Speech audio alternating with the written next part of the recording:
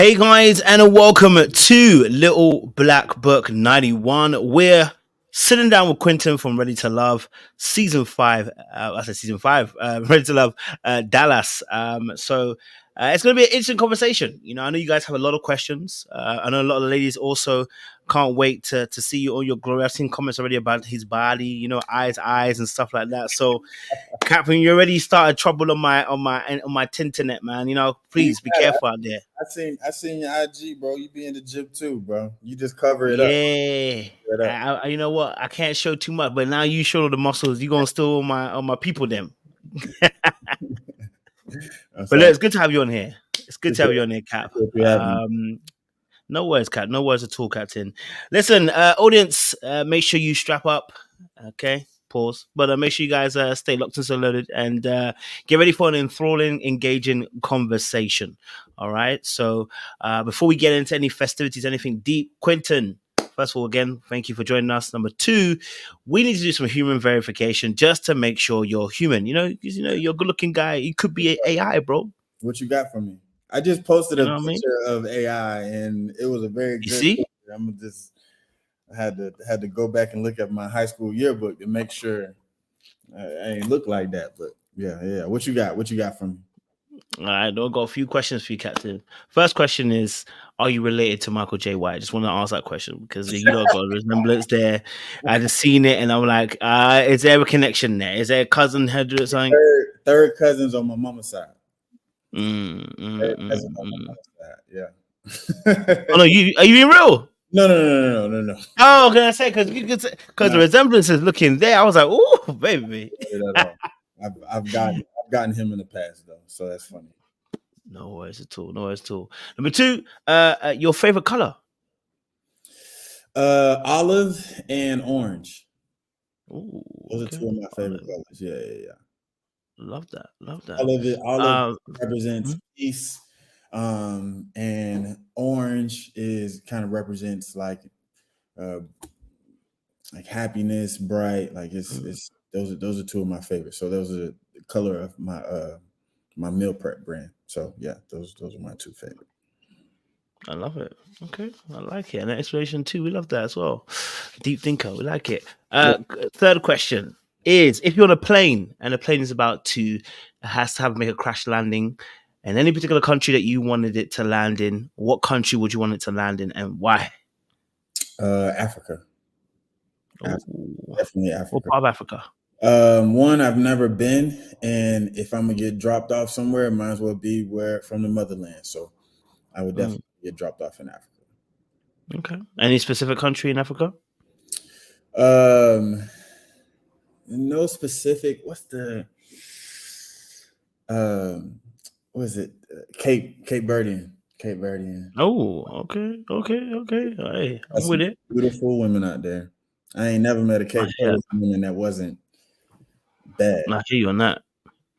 That one I can vouch for you on that one still. I'm reading my Bible. All right. I'm sorry, my bad.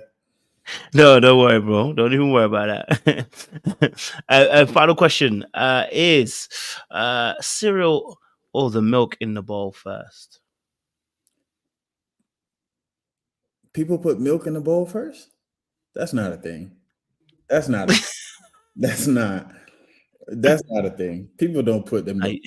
Y'all need to start coming for me. That's not a thing. Cereal first, 100%. Cereal first, 100%. Fair enough. Any particular cereal? Frosted Flakes is probably my go-to. Frosted Flakes, then Honey Nut, and then if I'm feeling frisky, some Rice Krispies. So yeah, that's funny. Love it. Yeah, all right, cool. And then you got to get the spoon to crush it up first for some reason. I don't know why we do that, but you got to get the spoon to crush it up, and then you start eating your cereal. See, now I know you ain't talking about I'm putting the milk in first when you doing all of that to make your cereal. You got to make sure it's all covered in milk. Next, you go and tell me you put some ice in there as well. Why to make it a bit crunch? I'm not that black. Okay, all right, cool. I have to make sure, you know what I mean, because they be laughing at me, but I be laughing at y'all. So, all right, Cool. All right, you pass our human verification. We believe you're a human being. You're not the AI. So fantastic stuff. Let's get into some conversation. Let's get to know you a bit better because Ready to Love is only a small portion of your life. You are somebody before that show, and so we want to get to know you a bit better as well. So my first question to you is, Quinton, who is Quinton, and what is Quinton's story? I am Jack Quinton Carter. Quinton is my middle name. Me and my dad share the same first and last name. We have different middle names. So my family grew up calling me my middle name. And that's what I prefer to be called. From Miami, Florida, former D1 athlete, was in hospitality for 10 plus years as a kitchen manager. Now I'm a personal trainer, entrepreneur with my own meal prep business. Very confident, humble guy. I live by a mantra, confident to the world, humble in life, cocky to myself. Fun-loving guy, man. Very empathetic. Love to have conversations and talk about life and how we can improve and to talk about relationships. So that's kind of just me in a synopsis real quick. Also, I'm a proud member of Omega Psi Phi Fraternity Incorporated. So I know people saw my brand and was like, is he the Q's? Yes. Yes, I am the bros. I love that, man. I love that. Now, you said obviously you share partly your name as well with your father, as well. What was the? Did your dad ever give you a reason why he gave you, part of his name as well? So this is kind of all my dad's kids have JC at the end of their name. So my brother's name is BJC. My sister's name is YJC. And so my name was supposed to be Quinton Jack Carter. But my mom wanted me to be named after my dad at the last minute. So they switched it. And so now my name is JQC. So yeah. Okay. Really my mom's idea. So that's kind of the one thing that when I do have kids, if I have kids, to kind of keep that tradition going and having JC in the name. So yeah. I love that. What does the name mean for you then? So having shared that name, what does that mean for you? Now you've grown up and you're seeing it from a growing perspective. What does having that name mean to you? It's legacy. That's probably one of the biggest and most important things to me is just leaving a legacy that so people remember my name. And when they remember my name, they remember my father's name and my family's name. So anything that I can do to make people remember me in a good light, they can remember my family as well in a great light. So that's what I'm here on this earth to do, is just leave a legacy that my children can follow, and then I can hold my father's name up. So that's probably one of the biggest and most imperative things to me is creating a legacy. I love that. Now you said obviously you was in D1 athlete as well.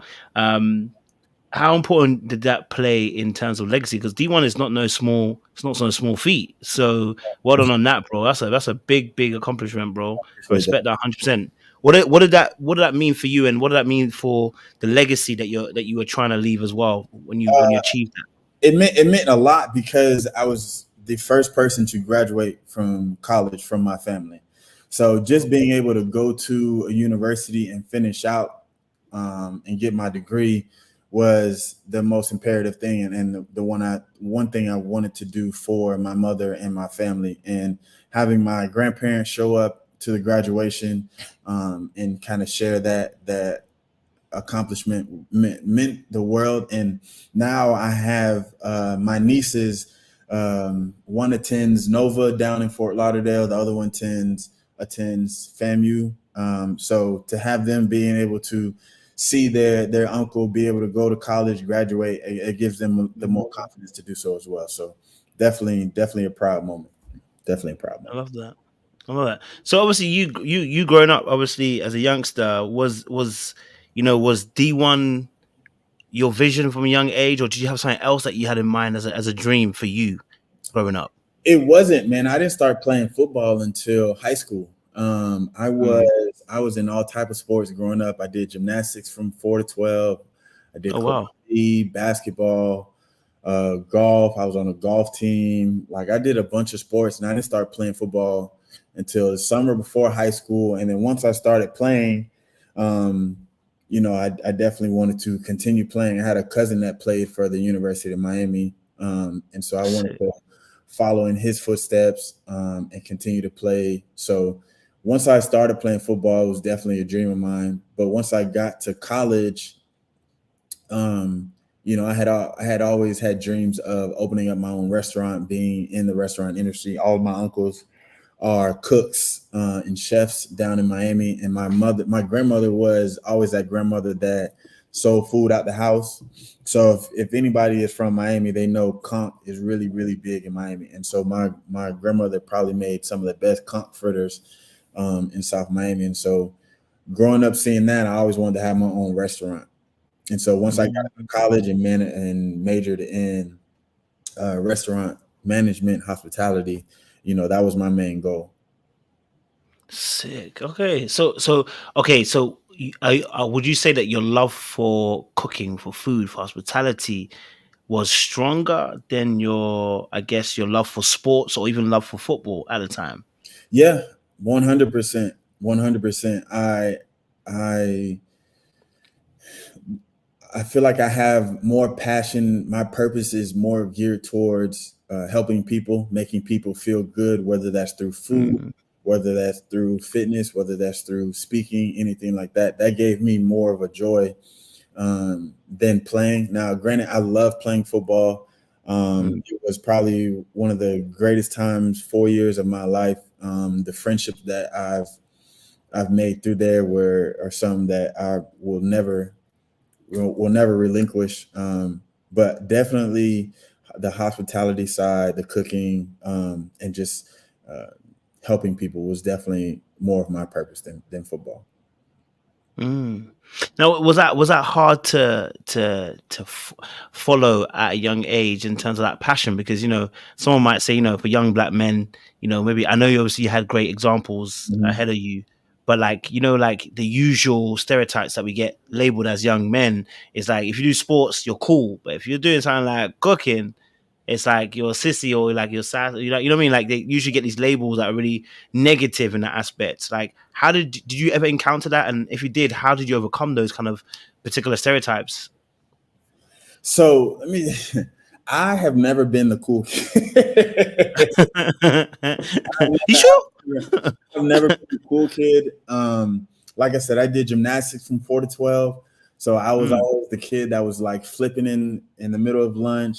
I was on the golf team in middle school. And even though I played basketball and stuff like that, and once I got to high school, now I played football, so I was the popular football player. But I was friends with everybody. Like I didn't have like a clique, and we were, you know, just on this separate island. And I was friends with everybody, so I was never the cool kid, and I wrote poetry. I was interested in spoken word. I was doing all this stuff. So a lot of the stereotypes that are regularly on black men, I kind of geared away from. And still to this day, I never subscribe to stereotypes, whether it's with Omega Psi-Phi, whether it's with black men, whether it's with, you know, men who cook or anything like that. I try to never subscribe to any stereotypes because it's unnecessary in my opinion. Why when you say it's unnecessary, from your perspective, why do you say it's unnecessary to kind of like? It's unnecessary to subscribe because it takes away your identity in being yourself. You know what I mean? It's okay to be different. I used to say that all the time, like dare to be different, you know, being Omega Psi-Phi, being somebody who wrote poetry or football player. People want to stigmatize you as, you know, one specific thing. And I never wanted to fall under that umbrella. And so even with Ready to Love, somebody was asking me like, how come you don't have that in your bio? Or how come you don't have Omega Psi-Phi in your bio? And I was like, because I don't want people to automatically see that and then form an opinion off of that. I want them to come to my page and just see it and make their opinions off my page, and then find out, oh, this person also does that, or oh my God, he was on the show, and not just see me and then formulate an opinion. Have you experienced being boxed in when you were younger? Then was that an experience that you went through? Now I'm a black man that did gymnastics. I was bullied all the time. You went the tights. Yeah, I hate you, bro. Tights on. I had, granted, I just got my glasses are big now, but they were definitely not the cool ones back in the day. Big glasses, they weren't cool back then. So having glasses and doing gymnastics, I was definitely bullied and boxed in growing up. So I think that in itself made me kind of channel just, all right, I'm not like everybody else. Let me continue to just be me. And one thing that anybody that knows me from high school or college, they all know, like, Quinton's gonna be him. Like, nobody's gonna tell him anything different. Like, he's gonna be him, and that's just it. So I kind of celebrate that. I like that about myself. Man, I love that, man. And I can really identify with that as well, because I think when I was and still to this day, like, I like to do things that people believe that I shouldn't do. You know what I mean? Like, you go and see me and you see my IG, I'm gonna do a pull up and shit the Nash at the same time. You know what I mean? Like, I'm gonna do stuff that you tell me that I shouldn't do, or you feel like I can't do, or you feel like you don't see me as doing, right? I want to be able to be free and not be conformed to someone's idea of what I should be. You know what I'm saying? Like, I feel restricted when I'm put in a box and I'm told that you can do such and such. You know what I'm saying? Someone might say a bit more of a rebel spirit. I mean, one time one girlfriend was like, "Listen, I don't like the way you do your laces. I said, I don't give a damn. I'm gonna do the way I want to do it. Do what I have to do." That's not the story. You know what I mean?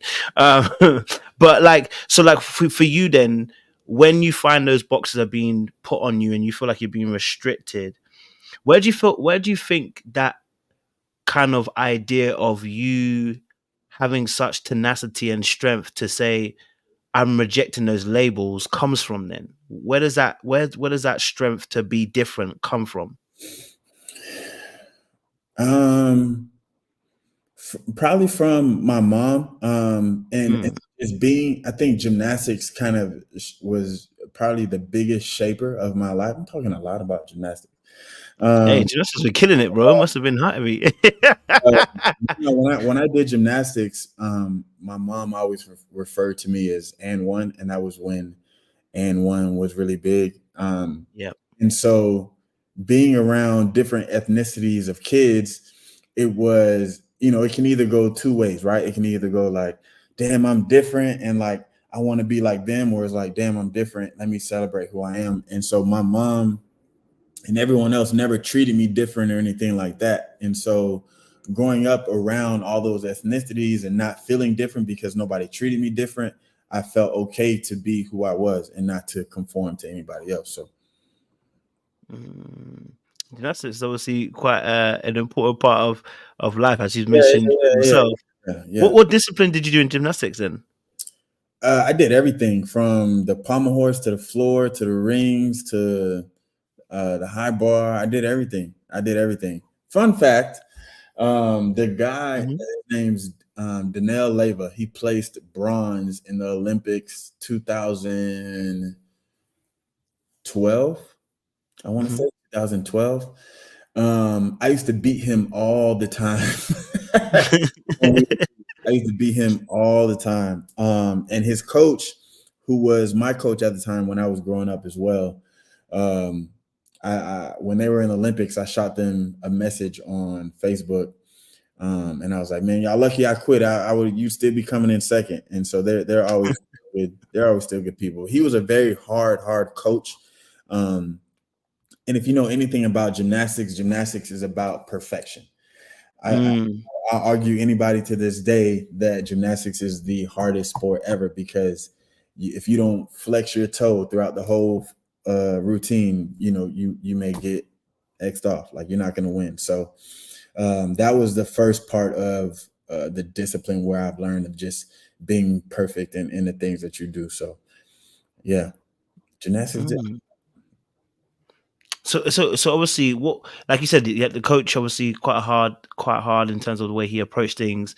Gymnastics being perfection, like you said as well. How did that impact you growing up? I know you said obviously that discipline did that shape you, in this modern day and era now, positive or negative in any particular way? Like, how do you see that how it shaped you? It probably both ways. To the point where, he was a very hard-nosed coach, yelling and all that fun stuff. So when I was in sports, and even now, like, I need somebody on my ass to really make me get going. Like, I need somebody. Now I don't need somebody yelling, but I need somebody in my presence to make me, really be on my shit. And it's kind of a positive thing and a negative, because I love to be accompanied by somebody, but definitely had to learn how to set that on fire up my own ass. Pause, but to get to I love that. So obviously you got into gymnastics from a young early age, and like I said, obviously mom called you and one as well. Yeah. Describe to us what your relationship was like with your mother. How would you describe that relationship growing up? So me and my mom would love for me to be a mama's boy. She would absolutely love it. But I am not. I cater to my father. Me and him, we are probably just alike, in all the best and negative ways as well, both stubborn as hell. And so me and my mom, I always adored her because she was the middle child of her other four sisters, and she was kind of like the kind-hearted one. So I really got most of that from her. And so she always allowed me to not judge people, to be kind, to not really. I never really seen my mom or dad really get mad like that. So the kindness that I have in my heart, I get from her. I mean, I do sense the kind energy from yourself, actually, to be honest. Even the way you approach and speak about topics, you can kind of feel that kindness, that softness, that gentleness that you bring to the table. You said obviously you're more like your father. So then tell us a little bit more about then your relationship with your father and growing up with your dad. What was that like for you? It was great for me. My dad, he didn't get a lot of emotion growing up between him and his father. So, and he's 70, he'll be 70, he just turned 71. So, them growing up back in the day wasn't, I don't want to say cool, but they weren't getting that much affection and emotion. So when I grew up, he made it an emphasis to do that with me. So he was very affectionate with me. Probably kissed me in my mouth till I was in like elementary, middle school. And so a lot of the affection ways that I have now is because of how affectionate he was with me. And so we were always really close, and we always just bonded. And that's kind of my road dog, man. That's definitely love that guy. I love that. So obviously, then growing up, you got both your parents. Were they still together when you were growing up and stuff? Yeah, the actual anniversary is today. They've been married 46 years today. Yep. Wow. What is the best piece of advice that you've received from your dad and your mom that you hold on to today? So my dad has a saying, and I actually got it tattooed. It's don't worry about the mule being blind, just load the wagon. And so for me, it was just like, don't worry about other circumstances, don't worry about other people. Just load the wagon and just keep going. And so that's kind of a mantra that I kind of just take in my everyday life. I don't really worry about the extremities, anything else going on. Like, I try and just get done what I need to get done and just keep going. You can't stop. So That's definitely one that's definitely sticks in my mind that I used. I love that. Okay, so then you now have mantras. You had a nice upbringing. So what it sounds like you had a great upbringing. Yeah. You've taken some great lessons from both mom and from dad as well. You're Mm-hmm. going, you're doing sports. You're doing gymnastics. You've done football. You've done a whole lot of things as well. You're changing the game. You're moving in a direction that is gonna break some even some generational aspects too, right? You get into high school, going into, I'm guessing you went to college as well. Yes. Tell us a University. little bit about you. Okay. So tell us a little bit about your, because that usually is a pinnacle time for a lot of us young men, in terms of formulating a new identity and growing into who we're going to become. Tell Yeah. us a little bit about, Q in college. What was that? Who was Q then? What was you becoming? So growing up, my dad and my parents were very strict. I didn't go to a club until like senior prom. That was the first time I went to a club, and I grew up in Miami, so it's clubbing everywhere, and that's when they were still like uh, teenage clubs. Never went to one, and so once I got to college, it was no holds barred. I was going out, enjoying life, playing football, making new friends. University of Central Florida was probably one of the greatest decisions that I've ever made, just because it was an up and coming football program at the time. And even though I had grown up in Miami, where it was mostly Caribbean, I would have liked to go to HBCU. My dad went to Bethune, but didn't graduate. But they gave me a full ride scholarship, so being able to be in that big of a school, and getting to know and how to interact with the different white people, black people, everybody, I think that shaped me a lot. And I had some unfortunate circumstances that kept me off the field a couple years, and so the resiliency to continue to keep going, continue to keep fighting, and not let not playing bother me, or what I mean, things like that. So it really built me a lot, and I appreciate the experience. And on top of pledging, pledging Omega Psi Phi, my brothers are 11 years and 19 years older than me. So after Mhm. 6 or 7, I pretty much grew up as like an only child. So pledging a fraternity and getting lifelong friends, and four of my line brothers were my teammates, and so those were another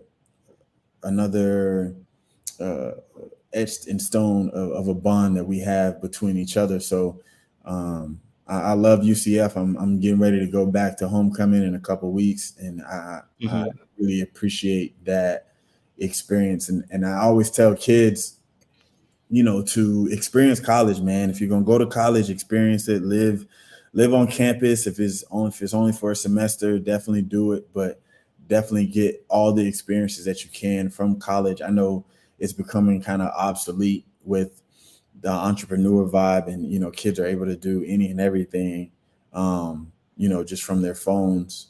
But school is a great tool for an experience, and getting to know different people, and getting, because it's uncomfortable, right? It's uncomfortable Mhm. living in the dorm with a random person living on the other side of you, and getting to know different people in your class. And so I definitely think that's an experience that everybody should take advantage of. I love that, and I love the fact you mentioned also as well the brotherhood that you formulated, because you said obviously you growing up, your siblings there's a larger age gap between Yeah. yourselves. Almost it felt like you're growing up as a solo kid. You know, Help us understand a bit more than the importance of for you, that brotherhood that you formulated in pledging. How important was that for you in that time that you were pledging? Very imperative. Friendship is the most important thing to me, whether that's in a mate, whether that's in, just between guys. I didn't I didn't I didn't have, I want to say I didn't have a lot of friends, but like I said, in high school, I jumped around. And so I didn't have a core set of friends in high school. I didn't have, we moved to the suburbs when I was like 10. And so I don't even talk to any of those people. So I was really looking for friends that I could hold on to, once I got to college. And, even though we're my teammates, I was like, okay, are my teammates going to be those lifelong bonds? So friendship is everything to me, because I feel like the people that have your back, that you can count on, call at any time, those are the people that you want to keep in your life. And then, whenever you talk to anybody, you say, what's your longest relationship? And people will say, oh, 3 years, 5 years, whatever. And then you say, oh, what's your longest friendship? Oh, 15 years, 20 years, 25 years. And so I think those are the bonds that we need to cherish. And then in terms of relationship, I feel like you have to have that. You have to be a friend. I have to like you before I can love you. And a lot of people get that backwards. So friendship is everything to me. So being an Omega, I put that over, I'm biased, but I put that over every other fraternity, because one of the reasons why I joined was when I first got to school, I saw the Kappas and I saw the Sigmas, and they would play their song, and it would be like a couple of them go out, they do their thing. And then when the Qs came on, when they played the Q song, all the Qs just went out, and they were just wild and having, I was like, yo, like, whoa, they're crazy. Like, and so, and then to wake up the next day and they're doing community service. So that was one of the biggest things that drew me to want to be an Omega. I love that. You spoke about something really briefly, but you touched on, and I think it was quite important. You said about the stability. I guess obviously you had moved around when you were younger, and then not necessarily having as much of the friendships formed at that younger age. How did that impact you? Because obviously that's quite at that age, trying to have friendships. Like you said, you when you're later on, you're talking about how the Qs and formulating that brotherhood. Yeah. But when you're younger, that's also quite, I don't want to say scary, but it's unnerving at points, right? When you haven't got that stability core group. Yeah. So what was that? What was that like for you, trying to navigate that? And why did you feel like at that point you didn't necessarily have that core friendship group at that younger age, and as such? I just wanted to be liked when I was younger, and so I didn't really feel that I didn't have a core group of friends until I kind of left high school, or I wanted to do things, because I didn't go out really. You know what I mean? I didn't go out really, and so I didn't need a core group of friends. I have 2 female best friends, one that I grew up with from diapers, and I have a couple other friends that I grew up with, but we went to different high schools and stuff, so we were always split up. So growing up, I just wanted to be liked, and I did a lot of things, and that's why I feel like in high school I just hopped over to this table, hopped over to that table, talked to everybody. Now granted, it got me to be prom king, but at the end of the day, I wanted a solid group of friends. And so once I got to college and I saw the bond between the Omegas, I definitely wanted to join that. So yeah. I can feel what you mean when you say you wanted to be liked. And it's actually there's in psychology you say the 2 things that human beings want to be is be right and be liked. They're 2 core things as a human being. You want to be right and you want to be liked. Yeah. And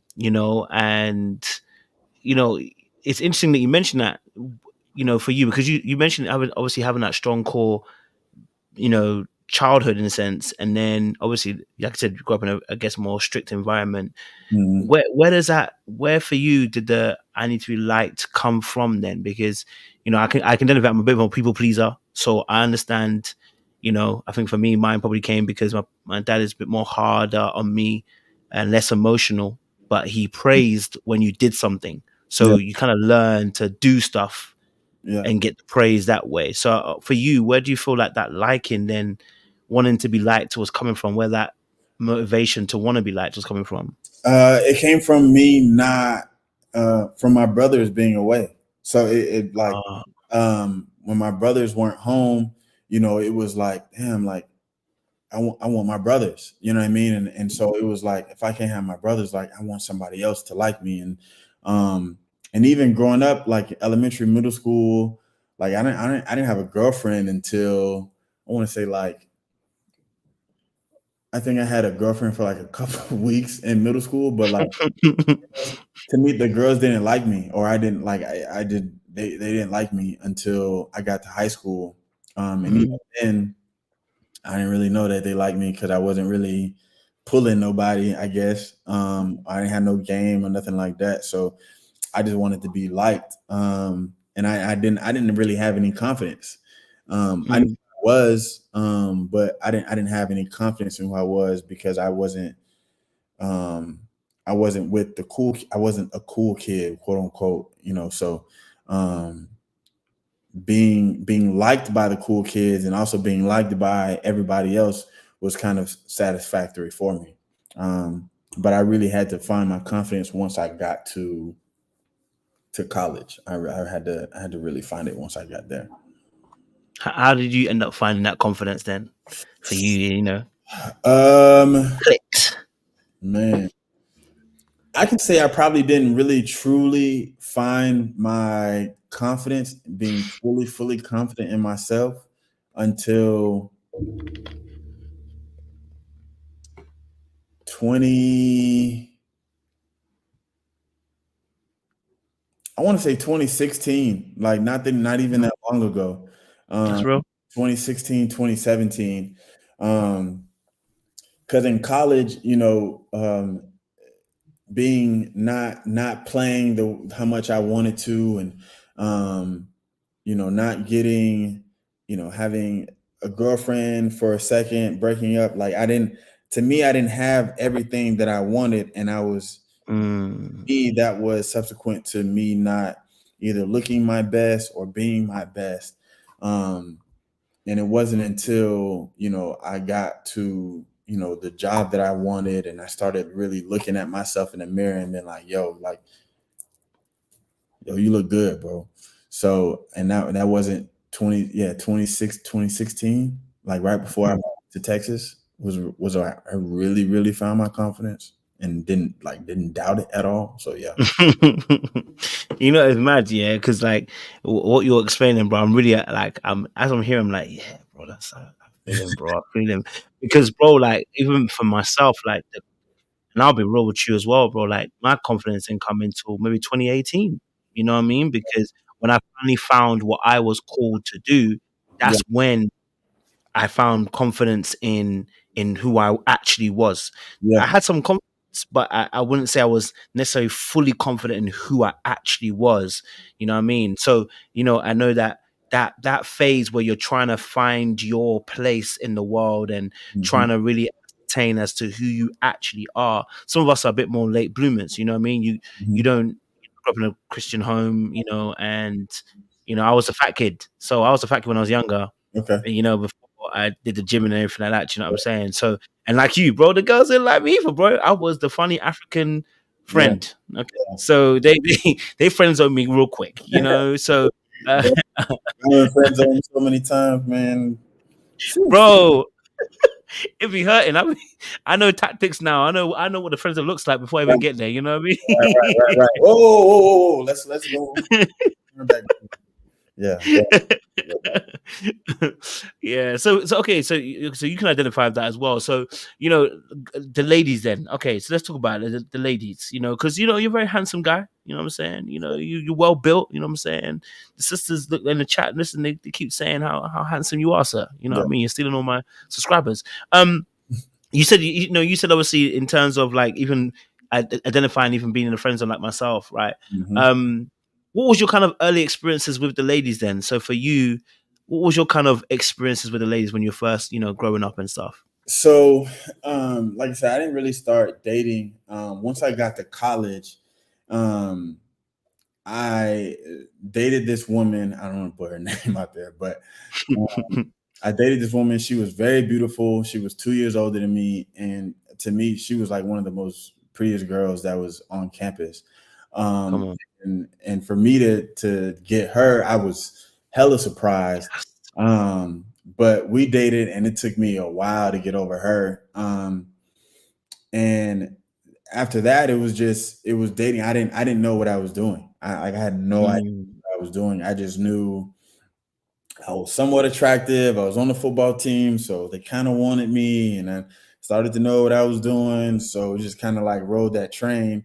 But I didn't know um, I couldn't take that next step to get in a relationship. And there was a couple, and it was funny. We just had this conversation at the gym today about how many guys know the women that they kind of missed out on. I bet you can name them.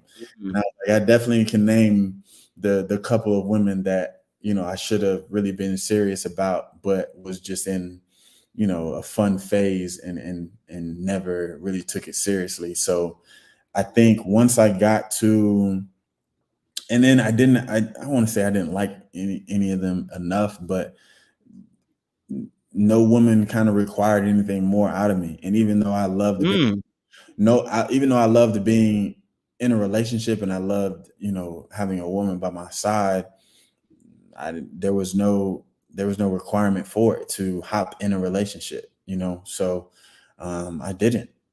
And so the ex that you guys saw on the show, she was the one girl who, we dated for on and off for like some year, probably between 2013 and 2015, 16, just like on and and I really should have took her seriously.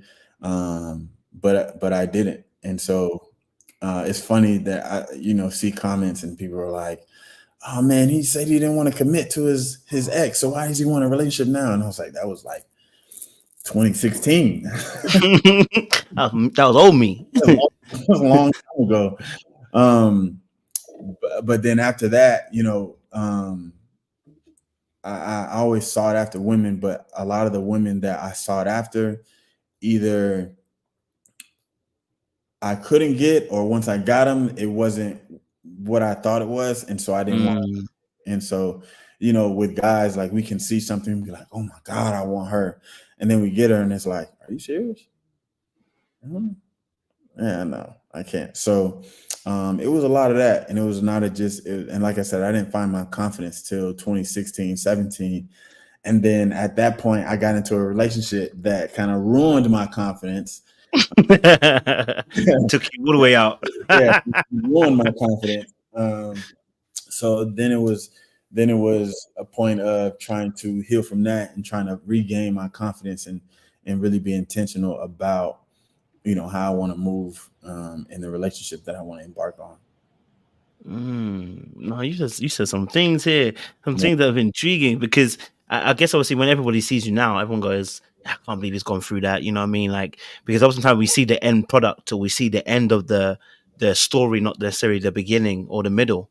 And you said something really interesting. You said obviously that some of the past partners, some that got away is because you didn't necessarily weren't. I don't want to say pressured, but you weren't put in a place where you had to elevate that relationship to a committed point.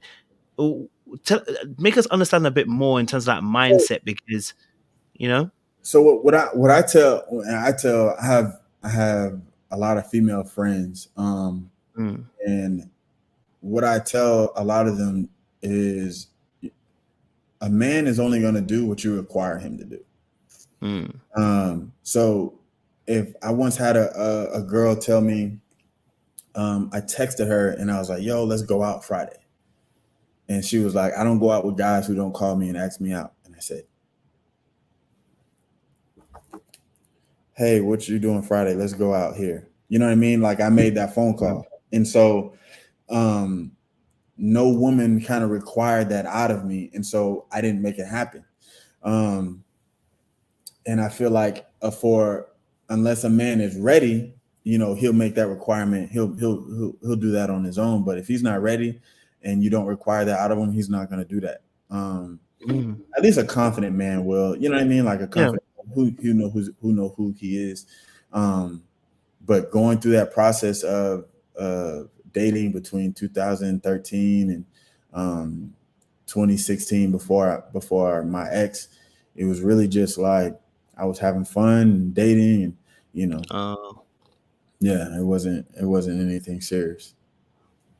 So I mean, I'm gonna have another real moment here and say, okay, so during that period of time, like similar enough, not that exact period of time, but I know that as I was younger, I mean, forgive my crudeness when I say this, I was a horny kid. So it's just what it is, what it's right. I was a horny kid, but I couldn't get certain type of gal. Let me be honest with you. The girls that I actually wanted couldn't get.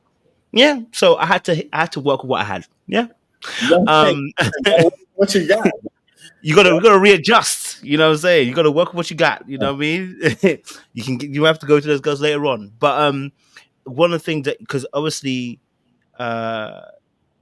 like for me when I was kind of growing up and then dealing with some certain women, like you were saying, right? I wanted to be in a relationship. I wanted to be in a relationship, but it's gonna sound so rude.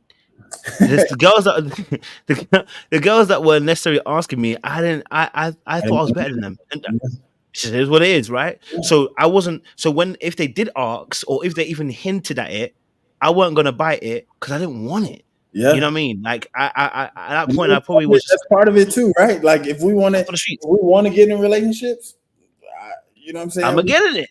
I'm gonna get in it. But if I don't want to, and then you not like kind of like pushing my hand, like I told a girl today, she was asking advice, and she was like, "I've been talking to this guy for some months now, and like we haven't even been on a date yet." And I said, "Well, why are you still seeing this nigga? Like, tell him if he wants to see you, he has to take you out on a date. Point clear." You know what I'm saying? So, like I said, a man is going to get away with what he can get away with, unless he wants something different. So, I'm right with you. And the women that I dealt with before, I didn't want to get in a relationship. You know what I mean? So, it is what it is. Yeah, it is what it is. So so then you got into, like I said, you mentioned one of the relationships that you were in. Mm-hmm. What was your longest standing relationship? My last one, right under 3 years. Okay. What was that like, and why did that relationship end? So she was somebody who I had sought after, had met 2011. She friend zoned me. But in Miami, the Q's and the K's are very close knit. And so the groups that we hung out in, we're still very close friends. But even though she friend zoned me, we were still in a circle of friends. So I saw her, talked to her a lot of the time. And she got out of a relationship 2017, and as soon as she got out of that one, we end up talking and getting into ours. And we shouldn't have gotten in that relationship because she never had time to heal. And I was overly excited to just be with her. So I didn't really care. I was like, "What? You want me? Bet, let's ride." That's real. So with that relationship came a lot of false narratives, because a lot of the things that I usually do, I usually don't do, I did. And so I had just moved to Houston. She was in Florida, and that was long distance. If you ask anybody about me, I don't do long distance relationships. Same, bro. Don't do them. But for her, I made the exception. And the reason I don't do long distance relationship, I mean, everybody's to each your own, but like it creates a false narrative, because every time you see each other, it's like you're on vacation. And so people are able to put on a face for a couple of days, a week, versus, you seeing somebody, you see how they show up every single day. And so when we were dating, long distance, she was struggling with a lot of stuff. And so the times that she came to me or I went to Florida, that was a getaway from her, for her. And so it created this false narrative like, okay, cool, all I have to do is be with this guy and get away and move, and I can get away from everything that I'm dealing with in Florida. Me being just excited, I was like, yeah, come on. And so, of course, when you try to escape things, they're always going to travel with you. So once we got to Texas and we started living together, everything that she dealt with before just came in, and now we had to deal with it within our relationship. And so the whole relationship just kind of based upon me trying to make her feel better about herself, me trying to get her out in a better headspace, me learning about depression, anxiety, all this fun stuff. That was the majority of the relationship. So all the toxicity that she dealt with in her past relationship, she brought dumped. And I didn't know how to deal with it. So I'm struggling to like read books, look up YouTube videos on like depression, anxiety to kind of like understand it all. But all the while, I'm getting torn down in the relationship and I'm losing my confidence because, not to say like she didn't know how to be a girlfriend, but she shouldn't have been in a relationship. And so she's not being the partner I need her to be. But as a man, we're taught to say, hey, I'm good. It's all about you. And so that was kind of my role in the relationship. I was like, I'm good until it got to be too much. And then once it got to be too much, I was like, yo, I can't do this. I can't do this for another year. We got to separate. And that was one of the hardest decisions. But it really taught me a lot about, one about mental health, another about emotional intelligence, emotional maturity, how to heal, about healing, and just understanding, your emotions. So that was probably the worst relationship that I've been in, but also I'm the most thankful for it because I wouldn't be in the mindset that I am in now if not for that relationship. I really respect that. I really respect the honesty there. And again, I'm just hearing, I'm like, yeah, but I hear you, because I can just see that you're someone that, you want to be able to pour into somebody, you want to, care, show love, appreciation when you're in an actual relationship. You're somebody that shows a lot of love, you know what I mean? And I can definitely identify that too. Let me add and say, my history myself, I'll be honest with you, I was a Build-A-Bear boo. Yeah. And I'm asking, Quinton, were you a Build-A-Bear boo, sir? Were you a Build-A-Bear boo? Were you building these ladies? That's what I want to know. Were you building these ladies, Quinton? Was I building these ladies? Yeah. Were you Captain Save them? Oh, I think with her, with my last relationship, I was. With her, I was, but it wasn't. It was more so because I had sought after her for so long that I would have did it. I would have did anything for her. She was on another pedestal for me, and so once she came down off that pedestal, and I finally like looked at myself in the mirror, I was like, all right, I gotta go. But she was on, and my friends would tell you, she was on a different level of pedestal for me. So anything she could have said jump, I would have said how high. Like it was bad. That was bad. That's fair. That's like my first ever girlfriend I ever had.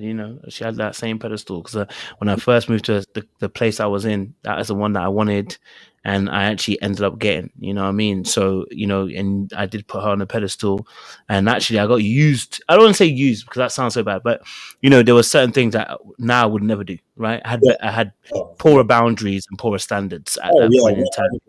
I had no idea about boundaries, and honestly, I didn't know anything about what I needed within a relationship. I had no idea what I needed. I had no idea what I required, the things that need to transpire within a relationship. I had no clue.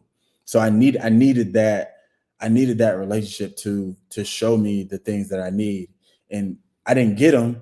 So it was glaring the things that I need. And everyone does the what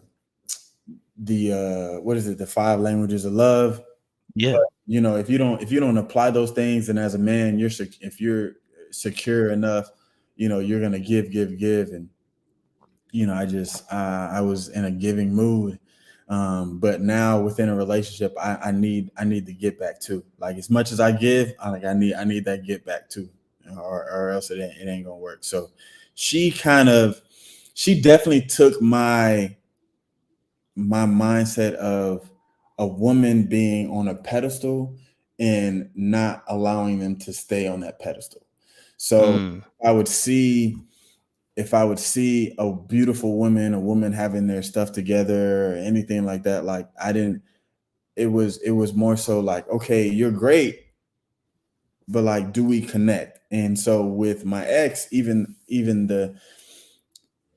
how toxic that relationship was, she set a standard of the relationship that I want to have as a friend within a relationship.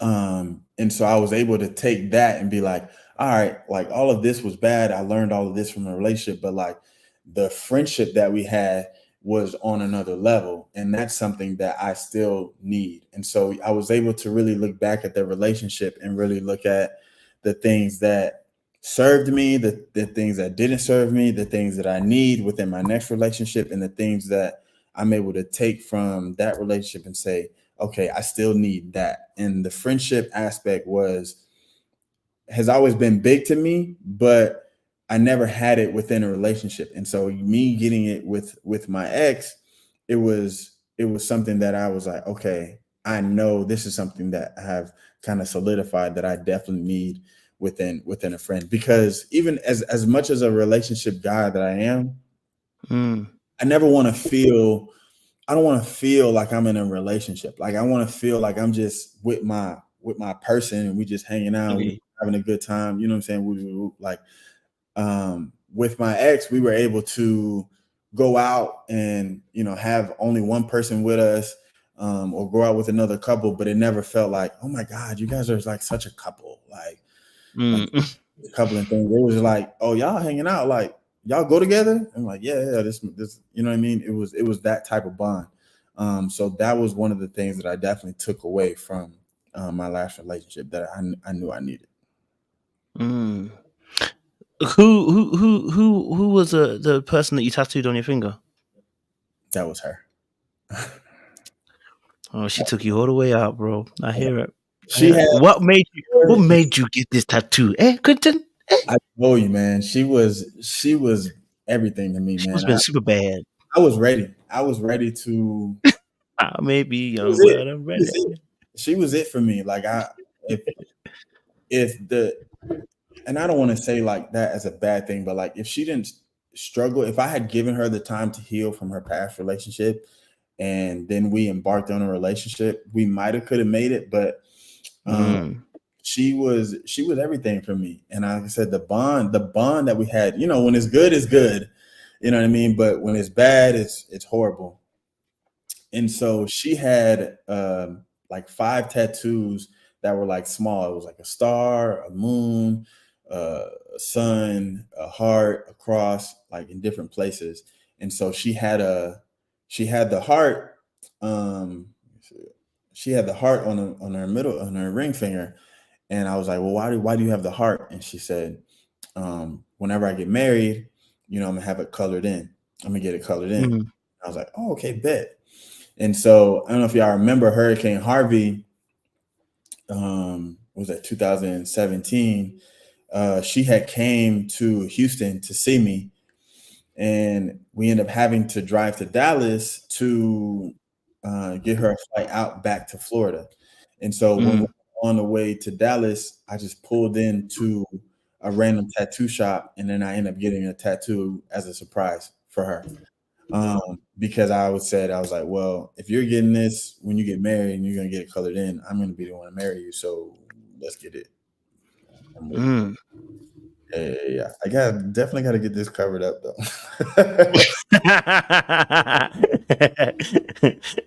No, I get it, bro. Listen, I understand sometimes when we're in something and we're in it deep, No, You yeah, know, I was in it. I was in it. I don't even mad at it, bro. I actually respect it because it means at least that you're someone who wants to love. You know what I'm saying? You want to find love. Yeah. You know. Sorry, let me just do this. Parents that are married 40 plus years, grandparents been married, 70 plus years. Like you want that. I grew up around marriage, so I've always wanted to be married. I always look forward to proposing and doing all those fun things. So yeah, absolutely. Y'all still friends? No, I mean we're cordial. I don't remember the last time I spoke to her. I think I saw her. She's an AKA. I saw her on her Founders Day this past January. But no, we don't speak. No, we don't speak. I told her, I'm just giving y'all all my business today. I told her once we broke up, we're out here in Texas, kind of dolo. So if she needed somebody, you know what I'm saying, I'm down to be there, but I can't do the emotional stuff. Like I can't do the I miss you, I want you back. I can't do that. I can do the hey, you good? I'm good. Okay, great. You need anything? Bet. Okay. I can't do this. We on the I miss you stuff. All right. I gotta exit. I gotta exit out. And so that's what ended up happening. And so I had to cease communication. So we haven't talked since I don't even know when. Probably since the pandemic. I don't know. So wait, hold on a minute. Are you telling me you said obviously you said that you couldn't be there emotionally for after? No. And then when you guys did start some communication, you're saying that she tried to drop the whole, or because that's what in my head what I heard was she tried to drop the whole miss you, almost tried to drag you back in. That's what it sounds like. Because she knew The cycle. she had messed up, and nobody that knew me thought I would ever end the relationship. Neither did she. And so once I ended it, it was kind of a wake up call to her to be like, yo, I still want you back. I still, you know what I'm saying? I want to be better. I've been going to therapy. I've been doing X, Y, and Z. But I was done. I don't do the let's take breaks and you know what I'm saying, let's get back together. I don't do that. So once I made the decision to break up, that was it. And it was over with. So once she couldn't be cordial and like have conversations, then I couldn't do that, because at that time it was still within, you know what I'm saying, the first year and a half of us breaking up, and I didn't have the strength to, go back and forth with those communications. I didn't have the strength to, to tell no, or to tell, I don't miss you, or to continue to break your heart. Like that's too much for me. So I was like, I just gotta exit stage left. So I understand. I get it. Okay, so that was a very important relationship to you. Yeah. And stuff. It does sound like you got a little bit of a pattern though with these girls though, Q. You know what I mean? It sounds like these patterns developing. You ever look back and said that there's a familiar pattern with these ladies that you keep getting into some type of relationship with? I think initially, it's funny though, because one of my friends watched the show and she was like, Janelle reminds me of your ex. And I never really thought about it until she said it. And I was like, damn, she kind of does. And just to Wait, what did Janelle say? Janelle didn't say anything. One of my friends that watched the show said Janelle reminds her of my ex, because she knew my ex. In what way?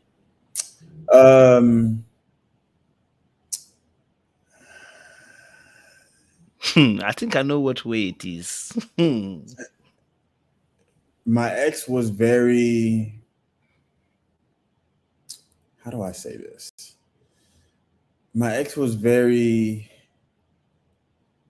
she was very confident, but she definitely had things that she needed to work on. But she dealt with more depression and anxiety, and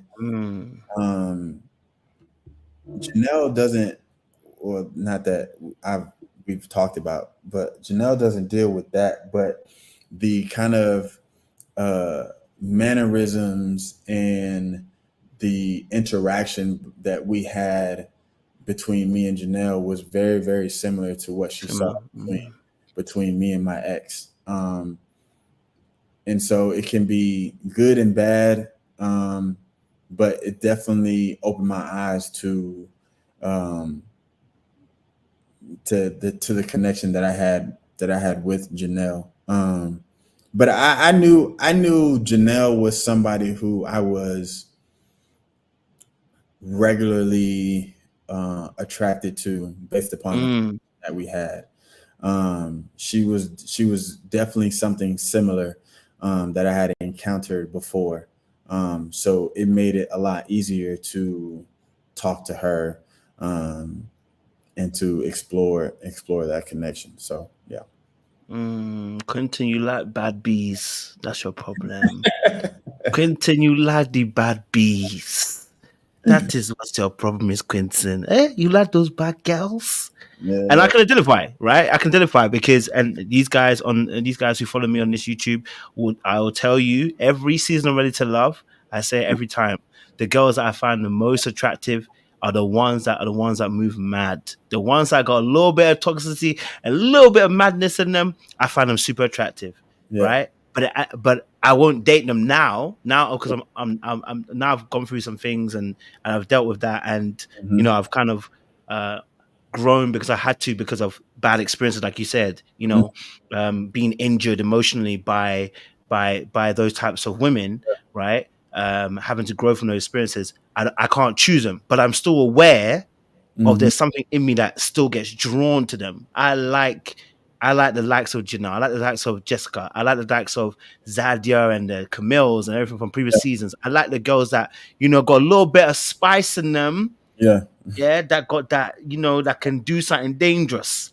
I like it. You know what I'm saying to you? I like a little bit of danger, bro. You feel what I'm saying to you? So I do identify with what you're saying. So you now explaining what you explained, it makes absolute 100% sense in terms of even your friend even noticing the kind of similarities in terms of, you know, Janelle and then maybe some of your exes as well. You know, you got a little bit of a type that you like, Quinton. You know? Okay. So now we're gonna go on to Ready to Love, because I think you've explained some stuff about relationship, which I think is really cool. Why did you take yourself to Ready to Love? Because surely you're not short of women that are coming after you. The girls are not running. I was in, like I said, I broke up with my ex 2020. Was healing for a number of years, so I had done everything that I needed to do individually. So now was the time of, all right, how am I? It's like an injury, right? If I strain or pull my hamstring, I'm gonna do all the rehab that I need to get back, and then it's like, all right, bet now I need to test it in a game. And so it was time for me to test it in dating. And what's funny is that, you know, even though I had been trying to date and I was on and off with this one girl before the show, but she wasn't exuding the traits that I needed or that I was looking for, because I had done all this healing. So I recognized that there's some things that you still need to work on. And so that relationship ended up not working out. And I had a friend that was applying for the show, and they were like, you should apply. And I was like, I don't know about this. And I was like, you know what? I'll go through the process. And if I get picked, then I'll think about it. If I don't, then I don't. So end up getting picked up. And I was like, okay, this is going to be a different dating experience that is only going to help my healing process. So, yeah. Okay, I respect that. So, you know, were you handpicked or did you apply? Handpicked. I don't know if that's not like a flex or anything, but yeah, I was there. No. Yeah, clearly they saw a handsome brother and said, let's pick him. they scouted you like recruits. So we saw your game time. Don't worry, we got you. So they obviously they came for you, chose you, you know, and like I said, for you, it was part of your growth journey, your healing journey. Thinking, do you know what? Put myself back in the game, test out this particular, you know, muscle and see if it's game time, right? You get into the show, and you arrive. First person that you see that you're like, you know what? That person's just a chef's kiss. So what's funny though is I was the last one to come into the mansion mixer. I was the last one. And so when I came in, everybody was already like spread out, talking to this person, that person. And the first person that came and got me was TAQUILLA. TAQUILLA came and got me off the stairs, and kind of grabbed my arm, and we went in and had a conversation. So like my first instance of like, all right, damn, now I'm on TV and I'm like walking down into this huge house, and okay, now I got to talk to this girl. And so, you know, cameras are now on you, and like I'm like, okay, I gotta make this conversation look good. I gotta like make sure my personality pops. So like my mindset was there. I think the first person that I saw that I was like, who is that? I think it was Jessica. Jessica was the first one. I was like, oh, who's that? Who's this? Jessica was the first one, and then we had a conversation. We had a pretty good conversation. And then I talked to Aries. Aries was definitely my favorite in the mansion mixer. Initially, we had a great conversation. We're both Aries. I believe her birthday is April 14th. Mine is March 22nd. And so if you know anything about Aries love each other. So we were laughing, having a great time. We went over and played what's the little like bag toss, whatever, against Chris and somebody else. I forget who it was. And so Aries was kind of like the main person I wanted to talk to. And then I sat down with Lee, and me and Lee were just, there was like thing after thing after thing after thing. It was like, damn, like we are so much alike in everything. So that was the most surprising connection, because I'm like, damn, like I didn't think I was going to get on this show and find nobody that was as alike as I am. And then who else? So who was that? Who was that you was most alike? Lee. I didn't say. I said Lee. Yeah. I know. I just want to make sure I heard it correctly. I don't want to miscorrect you, sir. It was Lee. It was Lee. Who else was on there? Sierra on the first night, we had some conversation. We had some good time. I think we were bowling. And then once the night was coming down, like we all started like having drinks and stuff. And then that's when I found myself on the couch with Janelle, and I was like, what the fuck is this? Pretty ass girl, what the fuck is this? And then we just started laughing. And then she was just using me as a crutch to when we had to go stand in front of Tommy and stuff. And so we just started getting to know each other from there. So those were definitely the first women that I kind of was attracted to in the mansion mixer. Okay. All right, cool. Let's get into this then. Talk to me about this TAQUILLA situation, because on your live you said TAQUILLA's the only one you said F you to TAQUILLA. So everyone else you was cool with, but TAQUILLA for some reason I ain't say F you. I mean you no, but in all seriousness, like I don't want to continue to harp on TAQUILLA, because I think TAQUILLA has a lot of healing that she needs to do. Not like saying that in a bad way, but I recognize that on the show. And I want her to seek that out. You know what I mean? Because this show is for anybody that is not as confident as they need to be. Even if you are very self-confident. Being on a national stage and being criticized can do a lot to your confidence. And That's so true. I think Taquilla definitely struggled on that front, and getting criticized based upon her actions because she projected, has definitely taken effect on her. So I definitely want her to get the healing that she needs. Now, granted, I recognize where she's at, and I've seen somebody where she's at, and so that's why I'm like, I'm good. I'm like, because that's not my responsibility. That's hers. And so I wish her the best. But I definitely got to keep my distance just because of what I've experienced before. And I know she's still I don't know if she still is, but from what I've seen, she's still in a place of like projection. And I can't deal with somebody that projects their feelings onto me or to everyone else just because of how you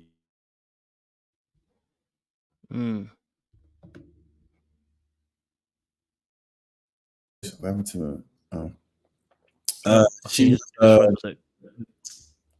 she was almost eliminated, and she was like bursting out in tears, and me, Morier, Herbert, and I think Phil too, like went over and talked to her and tried to like give her some reassurance. And you can tell that from somebody who struggles with being picked, or formulating relationships or whatever like that, being in a situation to where you're almost eliminated on the first night because quote unquote nobody may want you, like that's hard to take, you know what I mean? And so I knew she had some ways to go from there.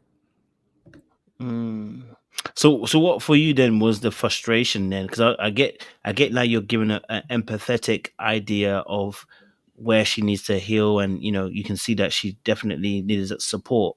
But where did the frustration then for you in terms of your relationship to Quilla come from? Because she's not self-aware.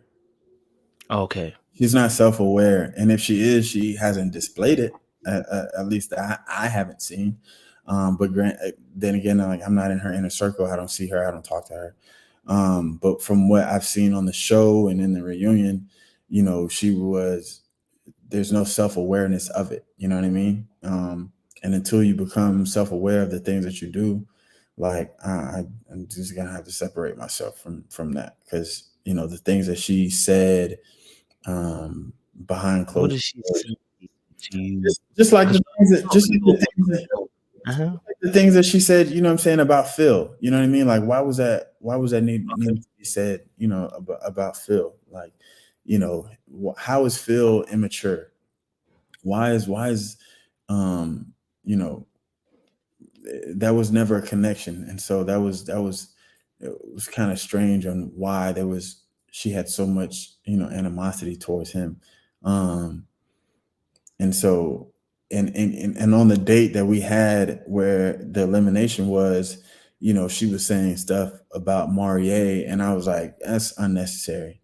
It's just unnecessary stuff. So I just keep my distance from her. But did she say anything about you?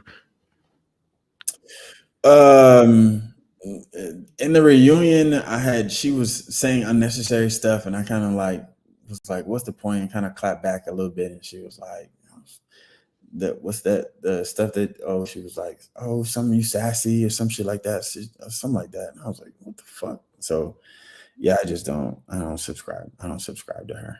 Yeah. Okay. Wish her the best though. All right, that's fair. So then obviously, you said obviously you connected with Janelle, Lee, and did I hear you correctly? Did you connect with Jessica as well, or you just thought she was attractive? I just thought Jessica was attractive. Yeah. Jessica was attractive, but I connected with Aries, Lee, and Janelle. Yeah. Why didn't the Jessica connection happen then? I know obviously you connected with Janelle, but why didn't the Jessica connection not foster? Honestly, when Jessica is probably one of the funniest people, but it didn't blossom. We had a conversation at the mixer, saw her at the brunch, but to me she was more business minded than I wanted. And so I was like, okay, well, I'm just gonna continue to go to these other connections. But production, there was a date where I wasn't gonna get eliminated, but I was on an elimination date. And it was with Jessica, and production was like, why haven't y'all guys connected? But I think because of the way that we just are able to talk and laugh about things, I think they just saw a connection, but it just never blossomed. And then so you said she's more business. Yeah, she was more business mindset to me. I couldn't. There wasn't much drawn out of the conversations that we were having. We were able to laugh at different castmates and stuff, but other than that, it wasn't much more. Okay, so you lacked the dynamic that you needed in order to kind of progress it further. It just didn't have je ne sais quoi in it, you know? Yeah, pretty much. Okay, that's fair. I rate it. So then Aries is another person, obviously, who you connected with as well. Yeah. You know, you got to connect with her. Tell us, what was it about Aries that kind of made you want to connect with her a bit more than just the physical? Man, if Aries was 10 years younger, 5 years younger, 2, 3 years younger, didn't have no kids, you know what I mean? I would have really pursued her, but her being 10 years older than me, 2 times divorced with 2 kids, not wanting kids anymore, it was like, all right, like we both were like, all right, we see there's a connection, but we're in two way different places. So we just kind of like bowed out. But Aries was definitely one of my top connections. I just feel like when you put 2 Aries, the ex that I brought on the show was an Aries as well. I've always got along with Aries. I've always been attracted to Aries, the zodiac sign. But yeah, you know what I'm saying. Okay. Yeah. So for you, it was if she was younger. Oh yeah, me and Phil would have been having it out. Yeah. Me and Phil would have been having it out if Aries was younger. We definitely would have been having it out. Absolutely. So what was the difference between, without going too deep into Janelle just yet, what's the difference between Aries and Janelle? Because, and I don't mean in terms of like their personality, I mean in terms of the fact that they both come from a similar age range. So what was the difference for you? Well, Janelle's 7 years older than I am. She didn't have any kids, and she wasn't divorced in her past, and she still wanted kids. She was just like, we on a timetable. It can't, you know what I'm saying? We can't wait on it. And so that door was still creaked open. With Aries, she was real open and shut, like, I'm not having no more kids. I don't want no more kids. And that was one of the things that turned Herbert away from Aries, because Herbert wanted more kids, and so he had to continue putting Aries in his bottom because like she just didn't want no more kids. And so that was a big thing for Herbert. That's fair. Okay, that's fair. Yeah. You mentioned obviously about twice divorced. What does that mean for you? When someone's twice divorced, what does that mean for you personally? It means that I need to figure out why. There's nothing I can say, be like, oh, you've been twice divorced, like you're this way. I'm just going to figure out, okay, well, what was the circumstance of that? Why were you 2 times divorced? Was it the same person? Was it different? Do you usually fall? Like, I want to find out why. I'm a why guy. I need to find out why. Yeah. And did you find out why? Did it make sense for you? We never got there. Huh? Me and Aries. I never get.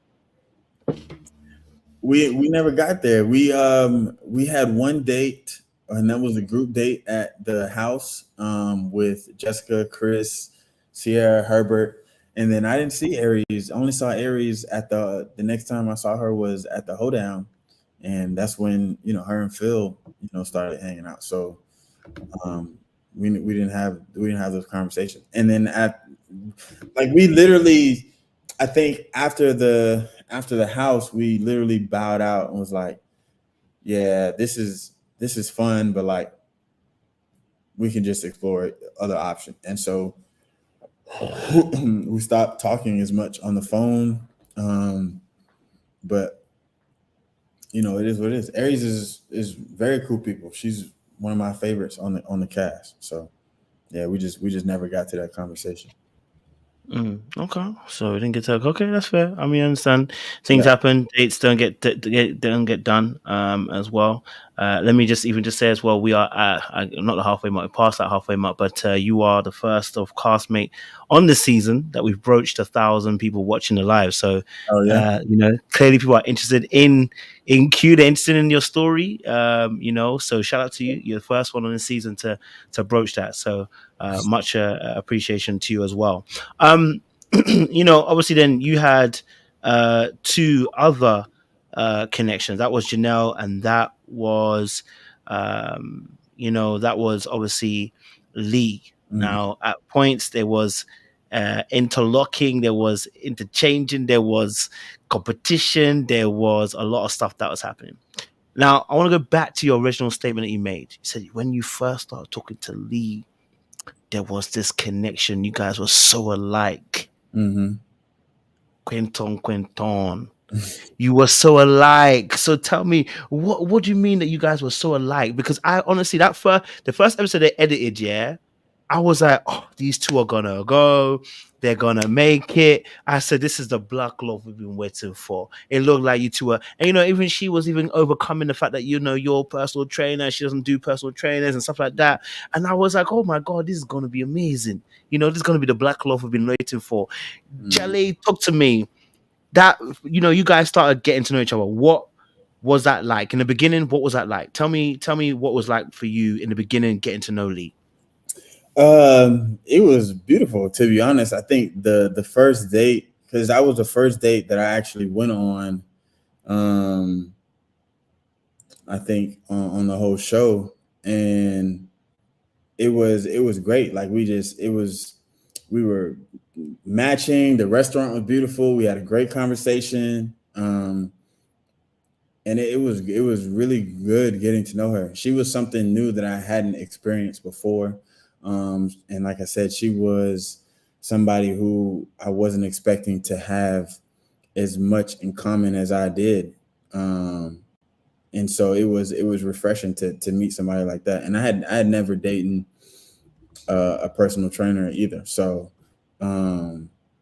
seeing that and seeing her, so beautiful. It was great getting to know her at first. Absolutely. What was it about Lee that you said it was very, you guys are very similar. What was you finding out that was similar, you and Lee? What was similar for you two? Well, we're both in Greek letter organizations. We both come from a good family background. We both wanted a lot of the same things. We're both in fitness. We both love helping people. The way that we looked at social media and influencing and confidence was a lot of the same. So a lot of the ideals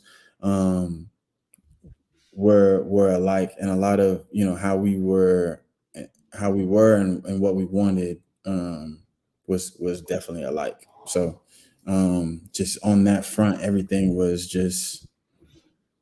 surprisingly, and I think it was both of us just surprised at how similar we were. Okay, so okay, you guys are so similar. You got key things that are making sense. Things are making sense. She's even AK. Is she AK? Is she AK? Yeah. Mm-hmm. It's making sense. Look at that. It's making sense. What's crazy is I don't know if Lee wants me to put that out here, but Lee's first name is the same name as my exes. You see, it's making sense. Yeah. You know what I mean? History was trying to tell you, sir, we got a second chance. We're going to do it correctly. Yeah. You know what I mean? See how you've been smiling? You know I'm talking sense and taking sense. You know, I'm talking sense. Okay, so you guys are connecting, it's making sense. Yep. You guys are talking, I'm guessing you guys are calling and texting, you're having those kind of, you know, you're really bonding and stuff, because she looked like she really was connecting with you, right? Okay, so where does that relationship take a turn for you? Where does that relationship take a turn? Where does it change? Because it starts off real good, but something changes. I'm not even saying like necessarily in a bad way, but feelings change, or your direction changes, or whatever. Where does it change for you? So nothing ever really changed. It was when me and Lee connected because we had so much in common. We had so much in common. It was kind of like destined for us to explore this connection. And as we continued to talk, we continued to find out different things that we had in common.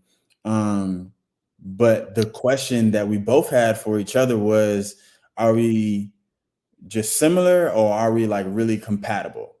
Do we really have chemistry? And so that was the big question that both of us had throughout the entire and throughout the entire process. And so all the things we had similar was great, but there was no like chemistry. So it never really took a turn. It was like more so like, all right, like I think both of us at a point were like, is there something more? Like we feel like there's an extra feeling that we both should have. And we were kind of searching for, and production is kind of like searching for dates to put us on, like fun dates to put us on, so that we can kind of like explore that fun side of our connection. And it just never came to fruition. So he was exploring, but it just never came into fruition. What does that mean, Q? What does that mean? So what I talked about before, as far as like having a best friend as a partner, having that type of banter connection, that I feel like we are not only dating, but we are best friends. And as an individual, if I'm dating and I can get in a relationship and say with somebody, with a healed woman, and say, okay, you're great, I'm great. We can make this work. Like I can get in a relationship with you. We can make this work.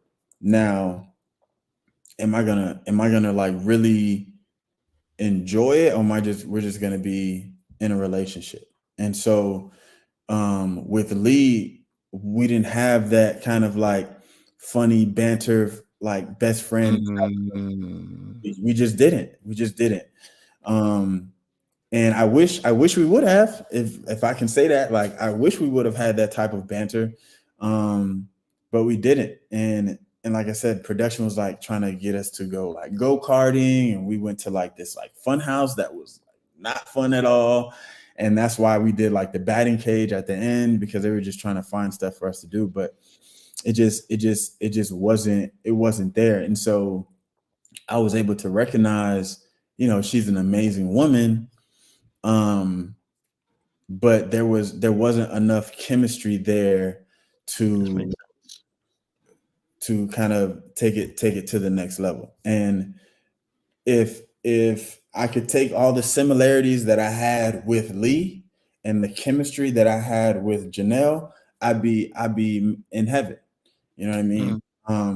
But for the 6 weeks that we had, I had to go with more of the chemistry, because I was more familiar with that type of chemistry that Janelle and I had than the newness of what Lee was giving me. And in all truthfulness, when I talked about before, as far as like what do I need in a relationship and everything like that, like I never had a woman that matched kind of my my sweetness, me being romantic, me being like really, really cute with like leaving notes and stuff like that. And so Lee definitely showed me that side, and I was like, damn, like I've never gotten that. Do I need that? And so within the process, it was more so like, this is something similar that I've had versus like, this is something new that I don't know I need because I do it already. And so it's like, I gave the example in Crystal's interview yesterday, and I said, you know, I'm a kitchen guy. I like to cook. So when I'm in a relationship, I don't mind doing all the cooking. So if I meet a woman that wants to cook, do I really want you to? I don't really need you to cook. You know what I mean? Like I got it. So that was kind of the things that I was kind of wrestling with Lee. It was like, damn, I love that you're sweet, but like I'm a sweet guy. And so I didn't know how to kind of manage that. And so in this 5-6 week process, you know, I just end up and if it wasn't for the house,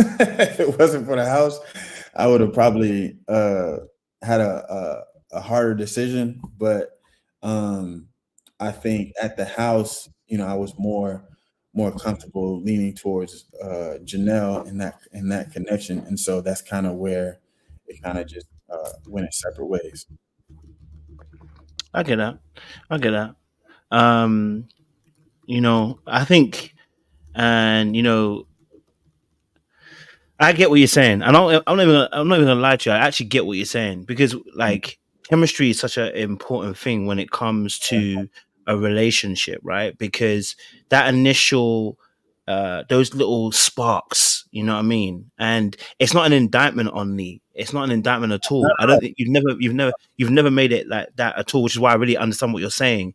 It's not an indictment at all. What it really is just saying that those initial where you know that those initial where you get that little you get the back and forth and it's just it flows. Yeah. What you're saying is you never got that from Lee. You got that from Janelle, but you didn't get that from Lee. And I actually understand that. And if you're not getting that, you can't force that. You know Yeah. what I mean? It's not gonna work. Yeah. And people have to realize like we're in a 5-6 week process that, you know, at the end of the day, we have to choose somebody who we see to continue to date.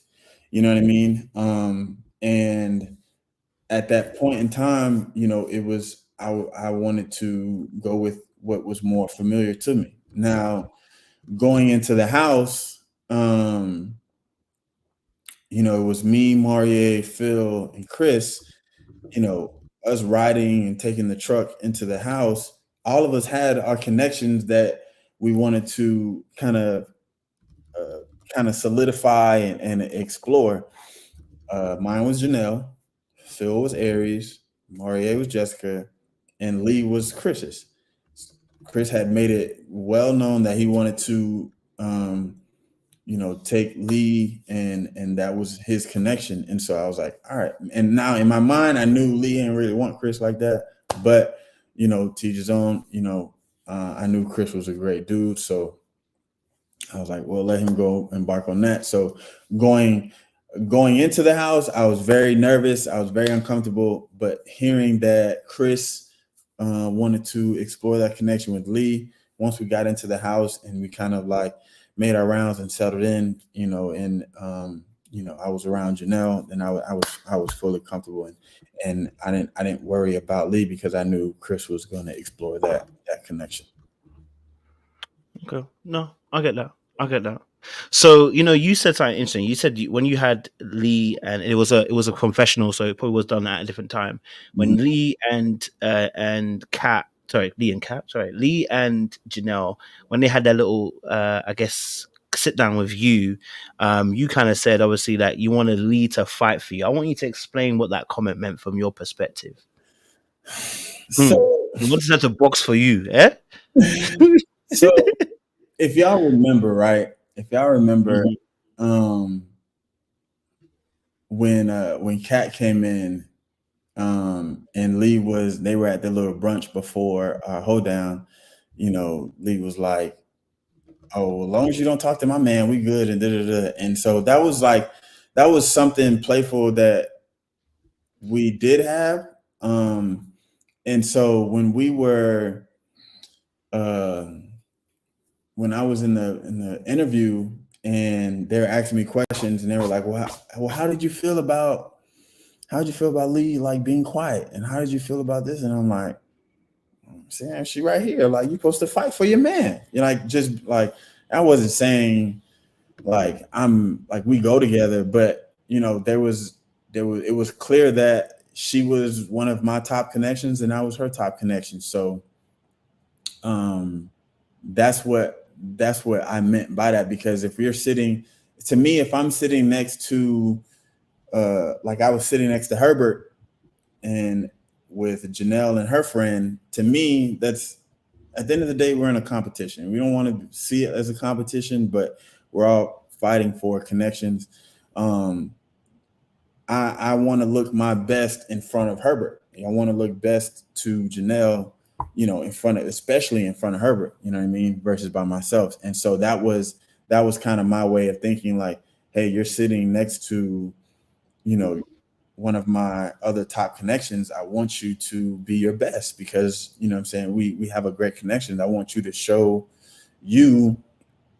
my ex, like, what I see in you. And because of the ghosted comment, that didn't happen. And I didn't realize that until later. So. Okay. And the ghosting situation was obviously quite interesting. Q, so what you're doing? You're here ghosting these girls?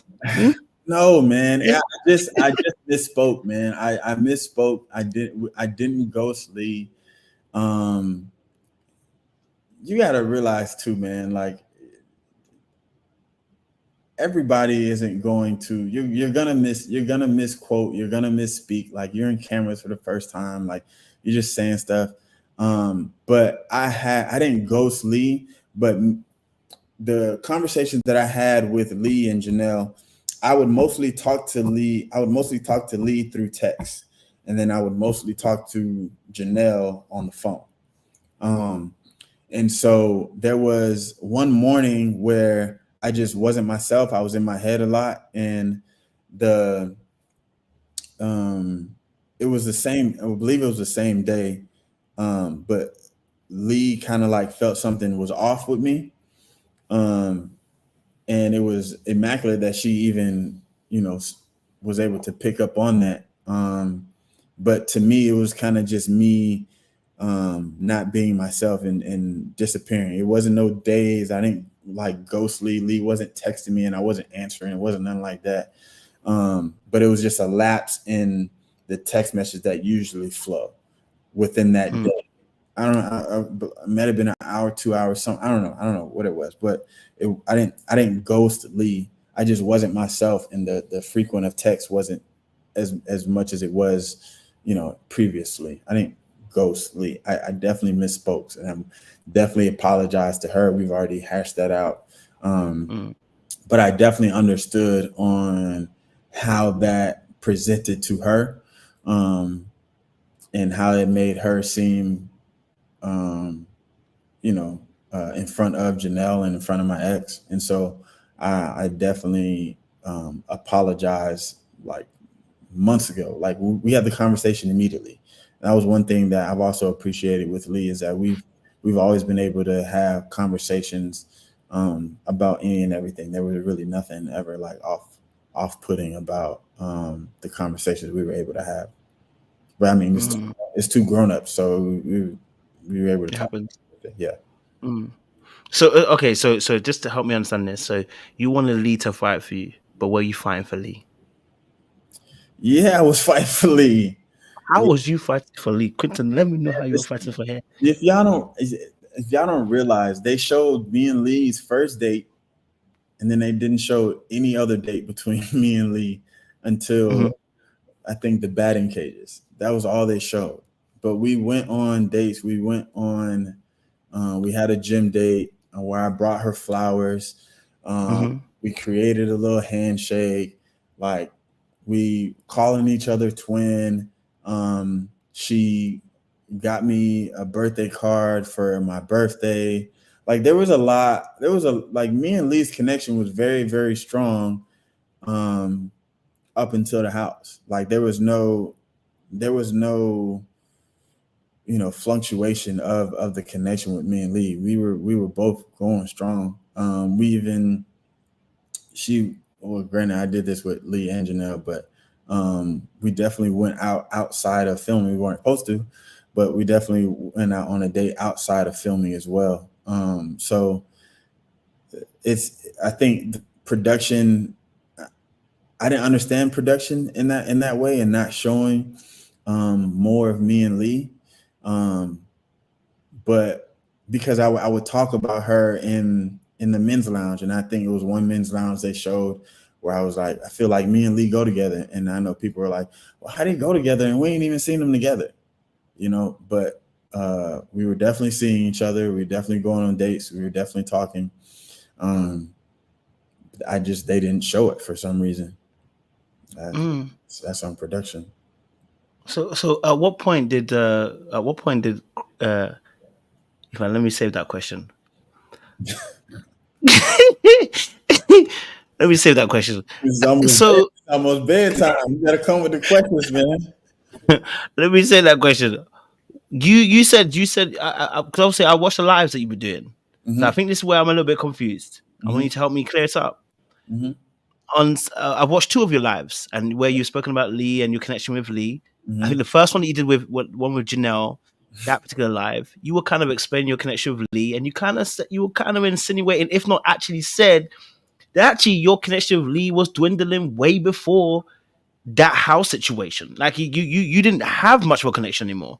By the house, you already knew exactly who it was, because your connection was dwindling well before then. But now you're telling me that your connection was strong up into the house. So tell me which one it is, Q, because I'm trying to understand. Lee was, damn, I don't want to say that because it makes it seem bad, but like Janelle was always my strongest connection. They were my only connections, but Janelle was always my strongest connection. So it wasn't like it was dwindling down, but Janelle was always, I hate to say that because I don't want to make it seem like, oh, she's better than me. But Janelle was my strongest connection going in. And so going into the house, what was before the house? Was that the friend? Did we meet the friend? I think the friends. The ex, yeah. They met the exes before the house. I had just met Muffin. Yeah, right. I had just met Muffin before the house. So when I met Muffin, if y'all remember, I was asking her. I was like, "Oh, y'all have known each other for like 12 years." I was like, "Let me get a friend story. Like, let me get something." Yep. And so I didn't get that, and so at that point, I was like, damn, like I was kind of relinquishing the idea of like, damn, like we might not really have no chemistry. I'm trying to like find something in it. It's not coming around. And so that's, I think after the Muffin day, I was like, damn. But I don't want to say it was dwindling down, but I think after that moment, I was like, well, like we'll just have to see. We have to continue to see. So yeah, but that was the thing with me and Janelle's connection. There was nothing. It just stayed. It stayed there the whole time. There was no dip in anything, and that's why it was so easy to keep her at the top. But it sounds like the connection wasn't really strong into the house then, because even by the friend date, it's looking a bit shaky. Yeah. I think after you're right, after the friend date, that was like when the real questions came about. So that was like right before that. But I was still nervous as hell to go into their house after the friend date. So yeah. So where does Chris play into this? Because Chris told me last night that you weren't really. He said you weren't really in the picture like that. Like he said after it way earlier than this, you weren't in the picture. I don't know about what it was him. I'm not. This is what he said. I don't do messy because it's there. I only repeat what's actually been said to me or what's on the show. I don't say anything else apart from that. He said, and I even asked him twice. I asked him twice because I want to make sure. So I was going to ask you. Yeah.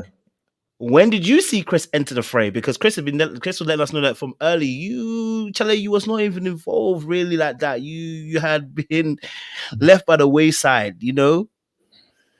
I don't want to be messy, but it's not messy. It's the truth. Man, I kind of what's the word? Like not succeeded, but like gave way at the on the way to the house to Chris for him to explore that connection with Lee. Lee didn't even want. I have text messages saying that Lee didn't want. She was like, production asked her, who does she want to meet her friends, and she was like, Q and SL, and that's it. Like there wasn't. She didn't want nobody else to meet. So that's why. And even a lot of the guys, even Chris in the beginning, Christopher, Phil even said it on the show, like everyone saw the connection that I had with Lee. So everyone just kind of like relinquished that. Was like, well, Lee's connected with Q, so we're just gonna go over here. And so it wasn't until after Muffin and going into the house that I was like, okay, well, he wants to really pursue Lee. I was like, okay, let him do it. And even though I knew that, and maybe Lee was telling me a story, maybe, you know what I'm saying, but I knew she wasn't really too interested in Chris, but he wanted to explore it, and so I was like, okay, go ahead. I'm not going to tell him no different. Like, this is a show, of course. Explore all the connections you want. So, just to clarify, make it very, very clear, because you said it. I want to make sure that we get in exactly what you're saying. You're saying that up into the house, you know. No, I'm keeping it real because people be saying stuff, and I like to hold people to what they say. So you're saying that up into the house situation, Chris wasn't in the picture, because that's not what he said. That's what I'm trying to say to you. I'm saying to you that what he said was, from before that, you were kind of out of the picture, bro. Like that's what he said. And you're saying to me that up into really the house situation, he wasn't in the picture. Now maybe after he met with Muffin, like Lee was like, okay, yeah, maybe. You know what I'm saying? But I know up until before we met Muffin, Lee wasn't really checking for nobody else. And I would be inclined to understand that, because from what I know, she's a tunnel vision person. So she gets stuck on one person. So, I mean, Yeah. Okay. So well, maybe after Muffin, because I saw there, I didn't know that they had a date, but after I saw the date on, what was it, YouTube, I was like, okay, maybe she grew interest after that, but yeah. So then, okay, so it gets to the house. So we're gonna come to Janelle, and it's the last leg of the story, because we have to end it on a good note, right? Well, you had you came to the house. It didn't go the way it was supposed to go. It honestly didn't. It didn't go the way it was supposed to go. You were, and I'm gonna be honest with you, from our perspective, the way the show edited it, there's at least 2 or 3 occasions, bro, you're here talking to another woman, and Janelle comes out like Mrs. Bouquet. Now, if you don't know who Mrs. Bouquet is, that is a show in the UK, and she's just a powerful woman. So she came out, and she came flying out at the right time. So it looked like he was under duress. But I want to ask the question: why did that connection with Lee then? I know it wasn't very strong at that point, but was that communicated to Lee at the point by the house time? By the time it gets to the house, does she know that your strongest connection, without having to suss it out and guess it, does she know that your strongest connection is with Janelle at the point in the house? Does she know that?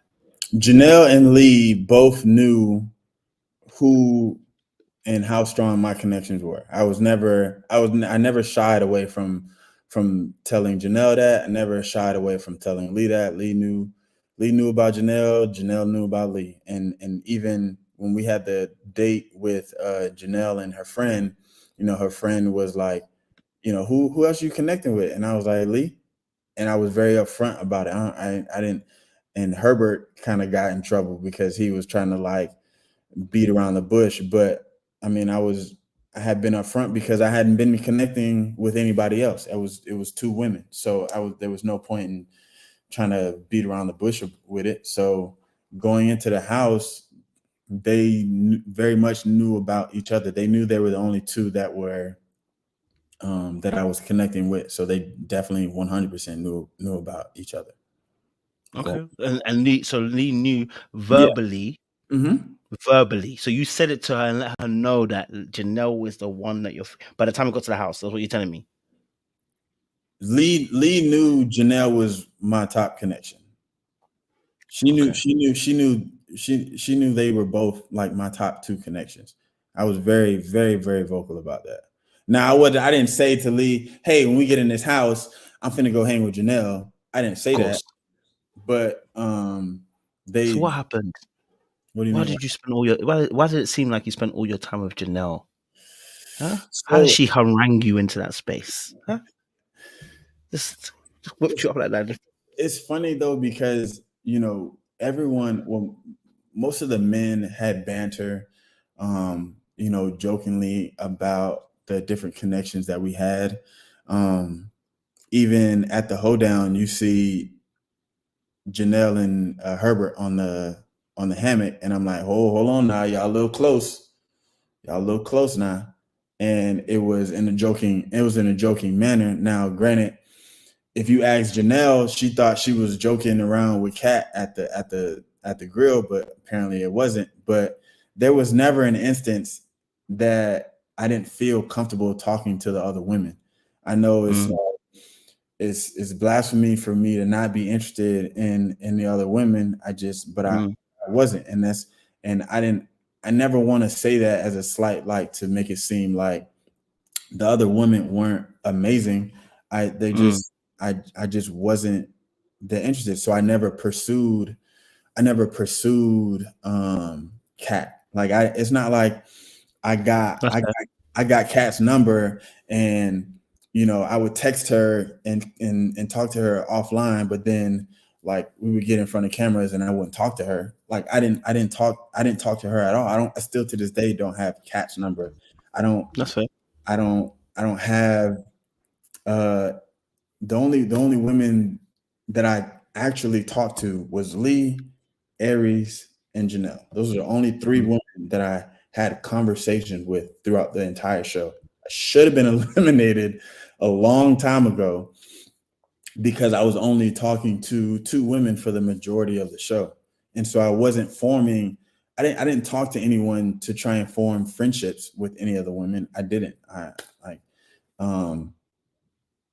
just didn't. I didn't think that was why we were there. So I didn't pursue Kat. I didn't pursue Sierra. I didn't pursue anybody else. I only pursued those 2 women. And so it wasn't I was afraid, because if I was afraid, then I would have been doing stuff behind her back. I would have been talking to Kat behind her back. And then oh wait, I can't talk to you because Janelle's here. You know what I mean? I wasn't talking to Kat at all. I wasn't talking to any of the women other than Lee and Janelle. And so Lee has the only kind of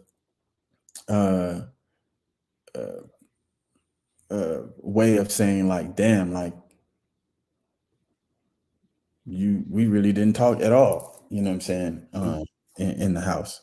But with the other women, like I hate to say that to make it seem like they, because when you say like, oh, I'm not interested in him, it makes it seem like, oh, I'm better. Or I ain't want none of that. That's right. No, I don't think that. That's not, you know what I mean? I just you're not saying that. Yeah. I just wasn't interested. I didn't pursue him. So. But do you understand whether maybe the ladies are saying that they felt like, Janelle was being territorial? And let me ask you this question. Yeah. So I'm gonna ask in this way so you can answer it. Mm-hmm. Previous ex-girlfriends, have they been territorial over you? My ex wasn't.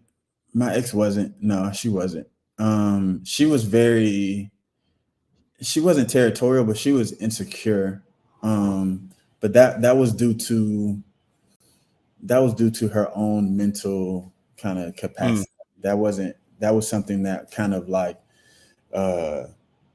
developed over time as her mental started to be more and more of a problem. Then she started to be more and more insecure. But the biggest thing for me is needing to be myself. Like I don't.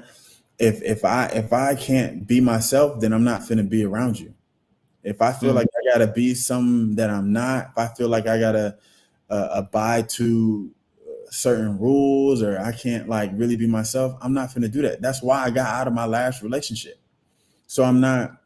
So that's why the talk of like Janelle had control over him. Like nobody could ever have control over me. I don't care. You know what I mean? Like if I date you, I need you to have confidence in me and the connection that we have. I need you to be sure of who you are, who I am. And even Lee asked me that question on our first date. She was like, how do you feel about the attention that I get from, other men through social media? Yeah. And I was like, I don't care. Like, you fine. So you're gonna get attention. Like as long as you come home to me, I'm good. I ain't got no worries about that. And so the whole thing with me being controlled, like it's funny because I don't subscribe to it, but I was able to be my most self with Janelle. I was able to be most like my complete self with her. So that's why that. But it's the whole, I wasn't allowed. Like, come on, man, I'm 34 years old. Like, be fucking for real. Okay, so obviously you and Janelle obviously had a connection. You guys get together, etc. You said obviously that you weren't in fear, and I respect that. But that scene where you, in fact, and this ties into what you said in your live actually the other day, right? You said that scene where Janelle pops off with the girls, goes back and forth with Kat, and they have their little combative situation with both of them, and they get into it, and you go and talk to her behind the scenes. What we see, and maybe you spoke more and we didn't see it. What we see, and I'll be honest with you, what we saw, okay, it didn't check her. Yeah. And it felt like you was timid about it. Like that's how it looked like. It looked like you was like tentative about it. Like you was uncomfortable trying to address a situation which you felt like you wanted her to handle a lot more differently than what she actually handled it with. So maybe you can give us a bit more of your perspective, but it looked like you was uncomfortable the way you saw her address certain things.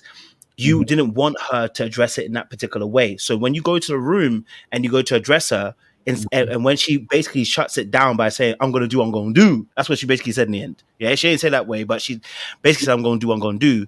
You look uncomfortable. I'm going to be honest with you. But from your perspective, how do you see it so that we can understand where you're coming from?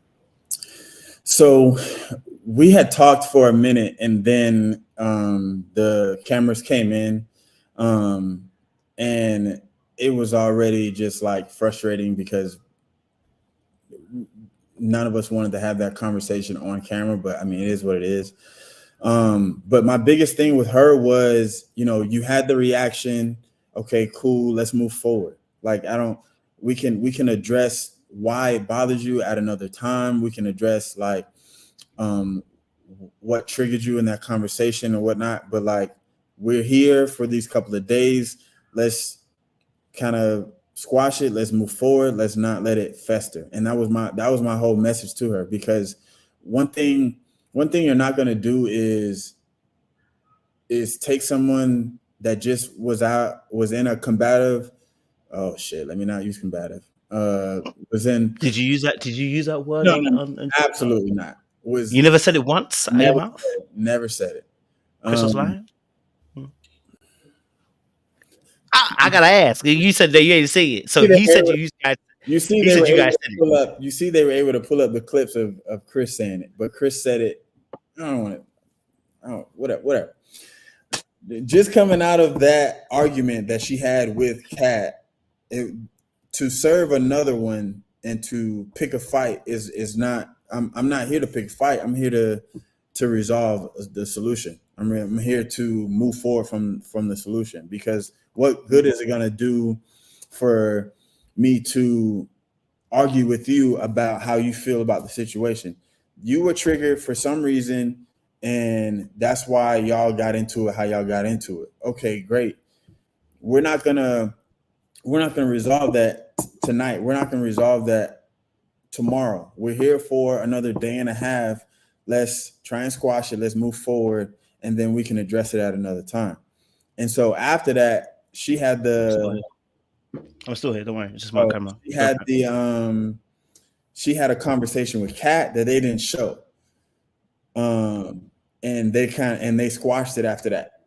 And so going forward, that's all I really wanted her to do. And then we will talk more about, everything else on a later end. But I wasn't going to have that checking conversation on camera. There was a lot of things that I wasn't going to do for the satisfaction of being on reality TV, because as you go on about the process, you know what they're going to show, you know what they want to see and everything like that. And so I knew I wasn't going to give that satisfaction, and we had already been talking. So I'm not a rah-rah guy. I'm not going to argue with people back and forth. I'm not going to like Red said, like pour gasoline on a fire. That's not me. We're gonna have a conversation, and then we're gonna move forward. That's just how I am. And so if people think that's timid, that's timid. But I wasn't raised like that. I never saw my parents fight. I never grew up with arguing. I never grew up with a man showing his dominance over a woman. I grew up with two people having a conversation, resolving solutions, and moving forward. And so that's how I go about my friendships. That's how I go about my relationships. That's how I go about everything. I don't do the rah-rah. Like, that's not me. If you've ever seen, and that's what made me mad about my previous relationship, because she was the only person to kind of get me there, and I really professed to myself I would never get there again. So that's kind of what my stance was with it. Right. But do you need to get into a combative situation to be able to say that maybe you don't like something or the way that someone's behaving? Can that not be done without there being necessarily being drawn out or being in a place where you have to dominate? Even, for instance, can I not say to you, like, hey, look, that behavior that I just saw down there, I'm not appreciative of that. You know what I mean? Like, this doesn't work for me. You know what I mean? Like, could that have not been said without having there being an energetic conversation? It could 100%. And it was talked about off camera. Okay. It was talked about off camera. Like I said, I wasn't going to give the cameras a satisfaction. So you corrected it off camera? I didn't want to say I corrected her, because that's not. Why do you want to say that? What's wrong with the word correcting someone on camera? Because if I'm wrong, you're gonna correct me, Q. But it's about reviewing what transpired and figuring out why. Like I said, I want to know why. I always want to know the whys. And so was the whole situation transpired because it was a passionate conversation that was being had over gender roles, and Janelle was speaking passionately. She wasn't talking immediately to Kat, and Kat gave her opinion, and then because she's already talking passionately, she addressed Kat, and then Kat was like, I don't want no attitude. Now, if you talk to any Black woman in general, if you say, don't give me no attitude or calm down, they're not going to calm down. It's just like the opposite of what you're doing. And so that was just pouring gasoline on a fire. And then once once Kat called her out of her name, Janelle is the type of person, like, as soon as you cross that line, bet I'm running 100 meters past it. That's her nature. And Did you like that?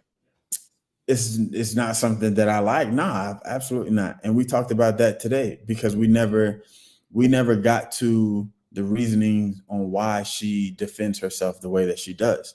And so that's a conversation we had yet to have, but it's a conversation that you need to have if you're going to embark on a relationship.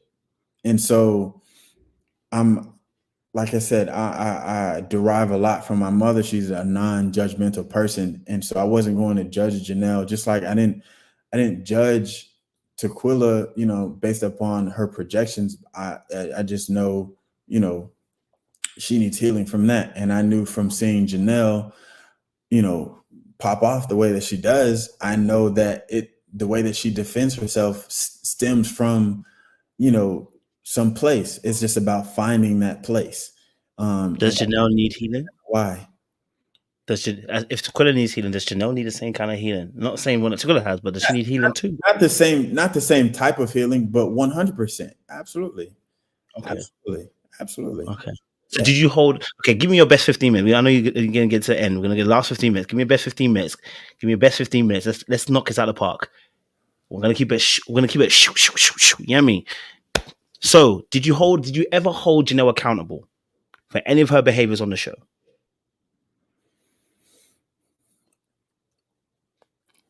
How do y'all want me to hold Janelle accountable? Because a lot of the stuff that was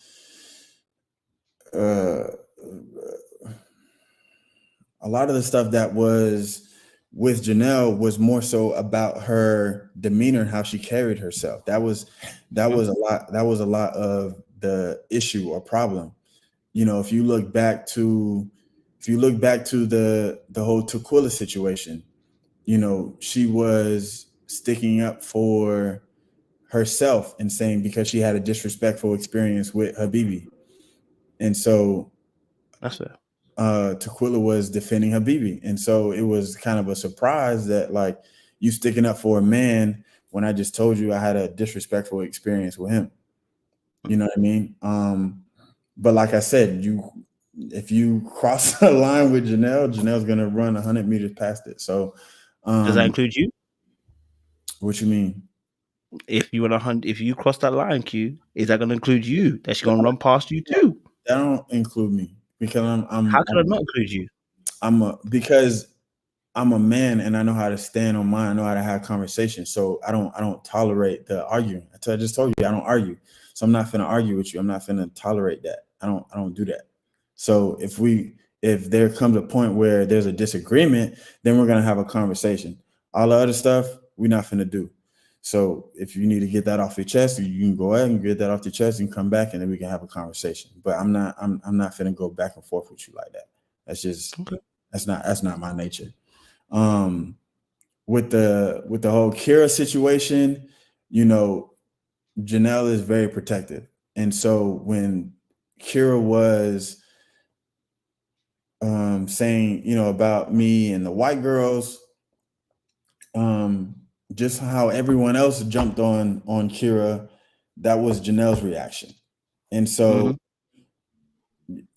she was defending me in that moment. And so just like everyone else didn't like that, how she carried herself or said she was the most white girl, whatever like that. Janelle didn't like that, but she just professed that. And so I don't think she was bullying Kira. But that was that situation. And so and Janelle has a demeanor about herself that is not going to be liked by a lot of people. That's okay. You don't have to be liked by everybody. Do you like it? I liked it. Why do you like that? I liked it, but was it for me? No, it's not, because obviously we're not dating anymore.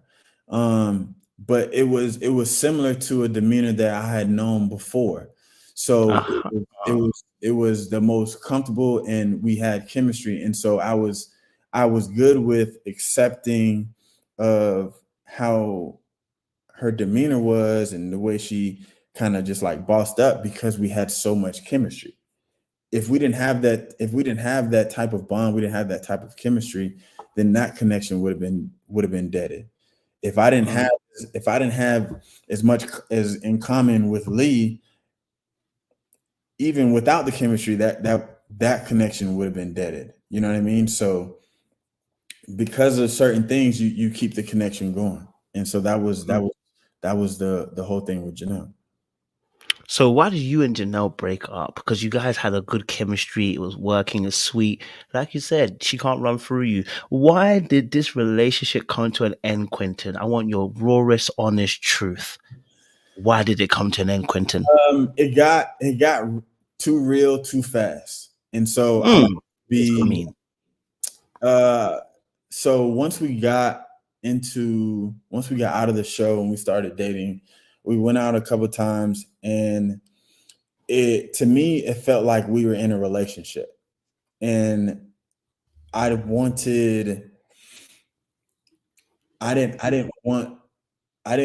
to not have control over feeling like I was in a relationship. So because we were on the show, because people are going to know we're together, they're going to feel like, oh, we're in a relationship. But I wanted to kind of take my time with that. And so I thought I was ready for a relationship, but once we got out, I wasn't, because it got real. And so I went, I think it was a weekend. It was like the end of April. It was a weekend. I didn't talk to her for like a day or two. And then I came back and I was just like, I don't want to waste your time. I thought I was in a certain place, but I'm not there. And I know with Janelle, she's on a timetable. You know what I mean? Things have to go fast. And I'm a big proponent on not wasting women's time, especially since I've been in this new healed space of knowing my emotions. So once I realized that, we had a conversation. I even broke down crying on the phone, because I'm like, damn, like I've done all this work on myself thinking I was ready, but I think it just happened too fast. So once we were in the show, it doesn't really feel like it, because we're in the show, right? We're in the show, it doesn't really feel, it feels real, but it doesn't really feel as real. And so once we got out, trying to get back our lives together, and then dating, it got real too fast. And I wasn't ready for that. I needed something on my own pace. So I told her, I think it's best if we don't date. And how did she take that when you said, I think it's best we don't date? She took it fine. I think we had a conversation again after it, and she said it was unfortunate, but I mean, at the end of the day, everything happens for a reason. So I think there was a reason why I initially went on the show. I think it was a reason for me to get the things out of the show that I did, and for me to embark on the connection with Janelle, whether good or bad consequences. So coming out of that dating experience, it was just a more eye-opening to me of like the things that I need to do within myself, the things I need to do, and how to attack dating going forward. So. So when did you find out that she was talking to Red behind your back? She was never talking to Red behind my back, bro. B, what did we just see on the reunion? Your face was even looking like it was mangled. Tell me, Red was talking to her, saying about connection. Yes, man, Red is a jokester, and Red thinks that he's had the strongest connection with Janelle, but Red was eliminated before me and Janelle even had our first date. So he can think that all he wants, but yeah, it was never going down with Janelle and Red. That's just Wait. How do you know that, Quinton? The guy was confident enough to come on national television and say about he went. What did he say? He spoke to Janelle and did they go out on a date or something like that, or go out somewhere? no. They had They'll all correct him. they had all met at a event that they had went to, that I knew that Janelle went to because she told me she was going to, and she told me that she saw Red at. So there was no, they didn't go out on a date. That wasn't. No. Did Janelle correct him on the reunion when he was saying what he was saying? Did Janelle correct him? No, When he was talking the nonsense he was talking. We just laughed it off. She didn't laugh off. The camera did definitely. She didn't laugh off. You both didn't laugh off. She laughed. She smiled when Red said that. Yeah, there was a little smile. It wasn't a laugh off. The smile was not a laugh off, and your face was definitely not a laugh off. You look visibly pissed off. I wasn't pissed. I gave a face, and then but they cut it. Yeah. Okay, you gave a face. Okay, maybe not pissed off. You was like, yeah, but yeah, I wasn't pissed because like I said, I'm not a jealous guy at all. I'm a guy that. I wouldn't. That's a good moment to be jealous. What you talking about? That if you're dating someone and that happens, someone goes behind your back and does that. That's the time to be jealous. That's an appropriate time. No, I know. For me, if when I'm in a relationship and I'm dating somebody, I know the things that I'm doing. If I'm doing everything I'm supposed to be doing, I ain't got to worry about you. And if you do step outside, then that's your issue, and then I'm just gonna exit. I'm not a jealous person. So if I'm the guy in a club that be like, hey babe, look at this nigga over here staring at you, but let's go get us 2 whiskeys and a ginger ale real quick. And like that's me. I'm not. If a woman goes, if she is with me and I'm providing, I'm fucking her right, I'm doing all these things, and you decide to cheat, peace. But if I know I'm not doing something, then that's when I'm gonna be like, damn, like, hold on, buddy look kind of like, but whenever I get in a relationship, I know what I'm doing. I know the things that I provide, I know the things that I do. So I'm never worried about the woman that I'm with, because I know I'm doing everything I need to do and that she wants me to do. Okay, we've got the last 3 minutes because the last 30 minutes about to end. So, because I promised you 15. So, just to make it very, very clear. So, the reason for the breakup for you and Janelle was because of you. You're saying it's because of you, not because of her behavior, but specifically because of you. Yeah, it was me. You was unhealed. You felt like you're unhealed, and you need to do some work. Can you clarify what this healing that you need to do, Q, is? I think because the reunion was in June, I believe we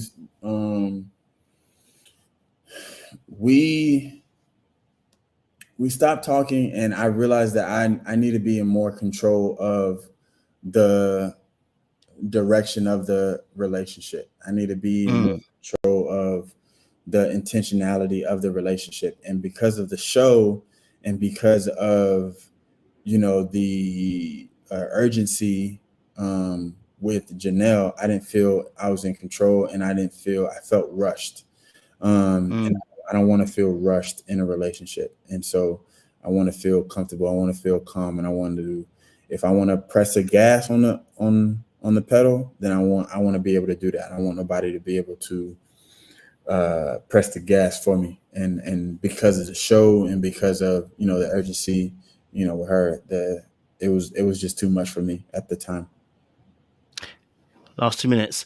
Why did this relationship go any further when you knew that the children's situation was a little bit higgity-hag?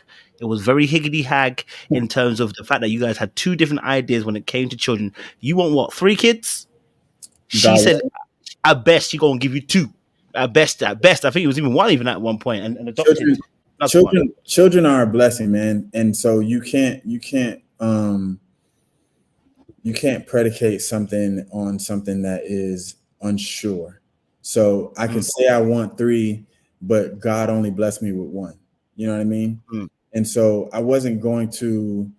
That wasn't enough for me to not choose her in the show. You know what I mean? Like, if after we ended and we continue to date, and things start to really get serious, and we have a real conversation about that, then that's something that can really deter a relationship. But within the show, I didn't feel like that was enough to not make me choose her for us to continue to date outside of the show.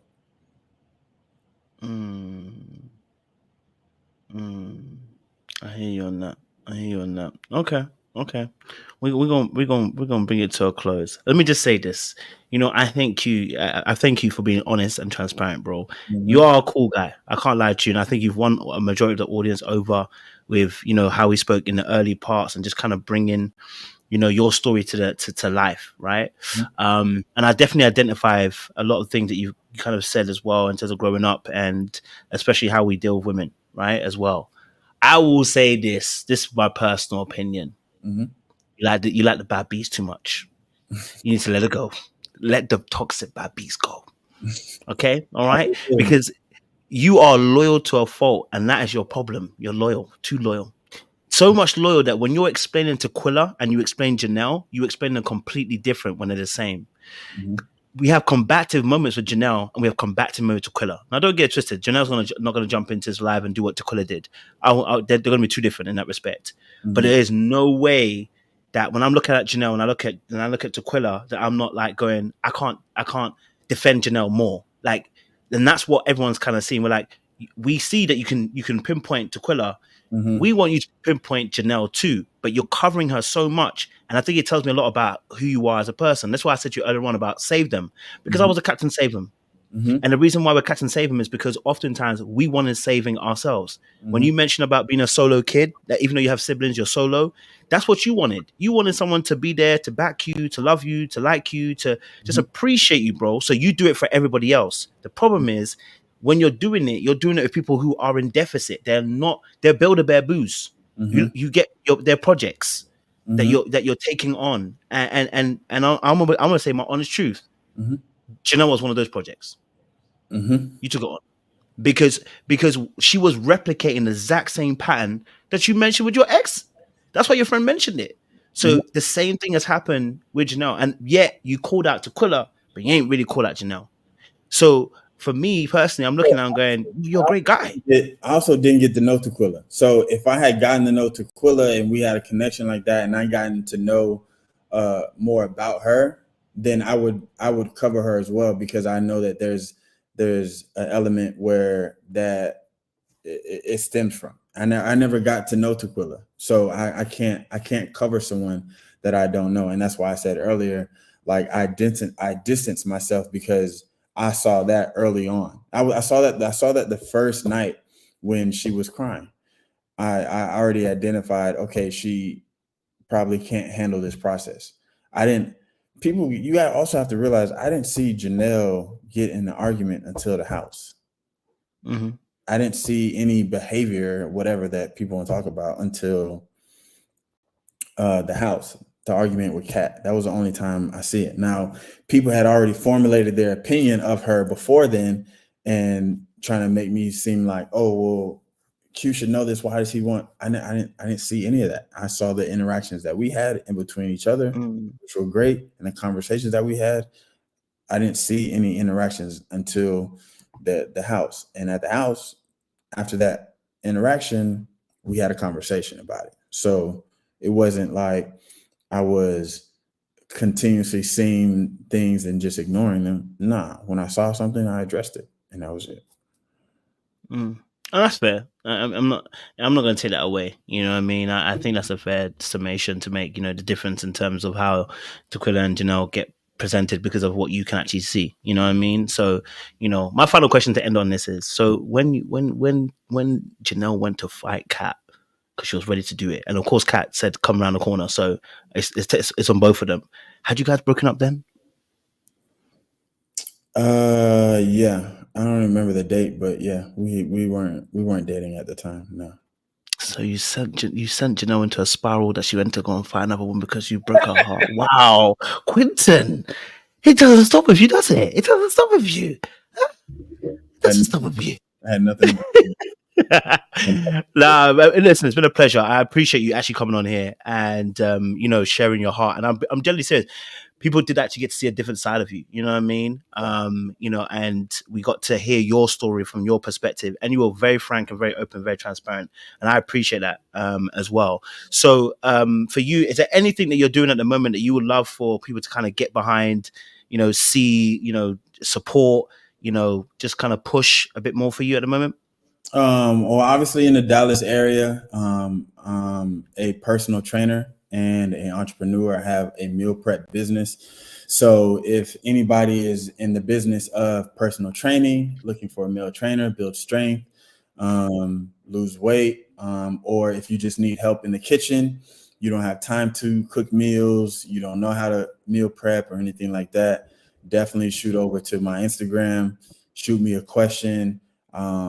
Not only I'm not opposed to just answering questions, even if you don't want to embark on the business, I'm open for any and all advice.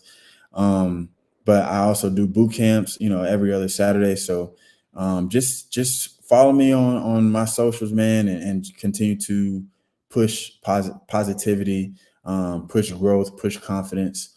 And that's really it. Brother to brother, I want to encourage you, bro. Keep going. And I love the fact that you're one of the few black men as well that has actually taken growth and self-development in the area seriously, bro. And that for me is a big, I'm not even going to lie to you, bro, because a lot of men in our generation do not do that, bro. And I can see your heart, and I'm just wishing good things for you, bro, honestly, from here on out. And so whatever your heart is set, I just pray that God will add more favor and open more doors for you, bro. Because when I see someone who's on that and wants to grow and wants to be better, that for me, I'll always get behind, bro. You know what I'm saying? Plus, you kind of hench. I don't want to get beaten up, so it's all love, man. It's all love. Audience members, thank you so much for joining us. We appreciate you. It's been amazing. You guys turned out for Q. You showed all the love for him. You came out 1,150 strong. So, you know, you guys wanted to hear his story. You got to hear it. And I appreciate you guys being respectful in the chat as well. Q, thank you again once more. Audience, don't do anything I wouldn't do. Okay? All right? That's a lot that I wouldn't do. So, I mean, actually, it's the other way around. It's a lot I would do. Don't do what I do. But listen, we're going to see you guys very soon. You got to leave here with something, right?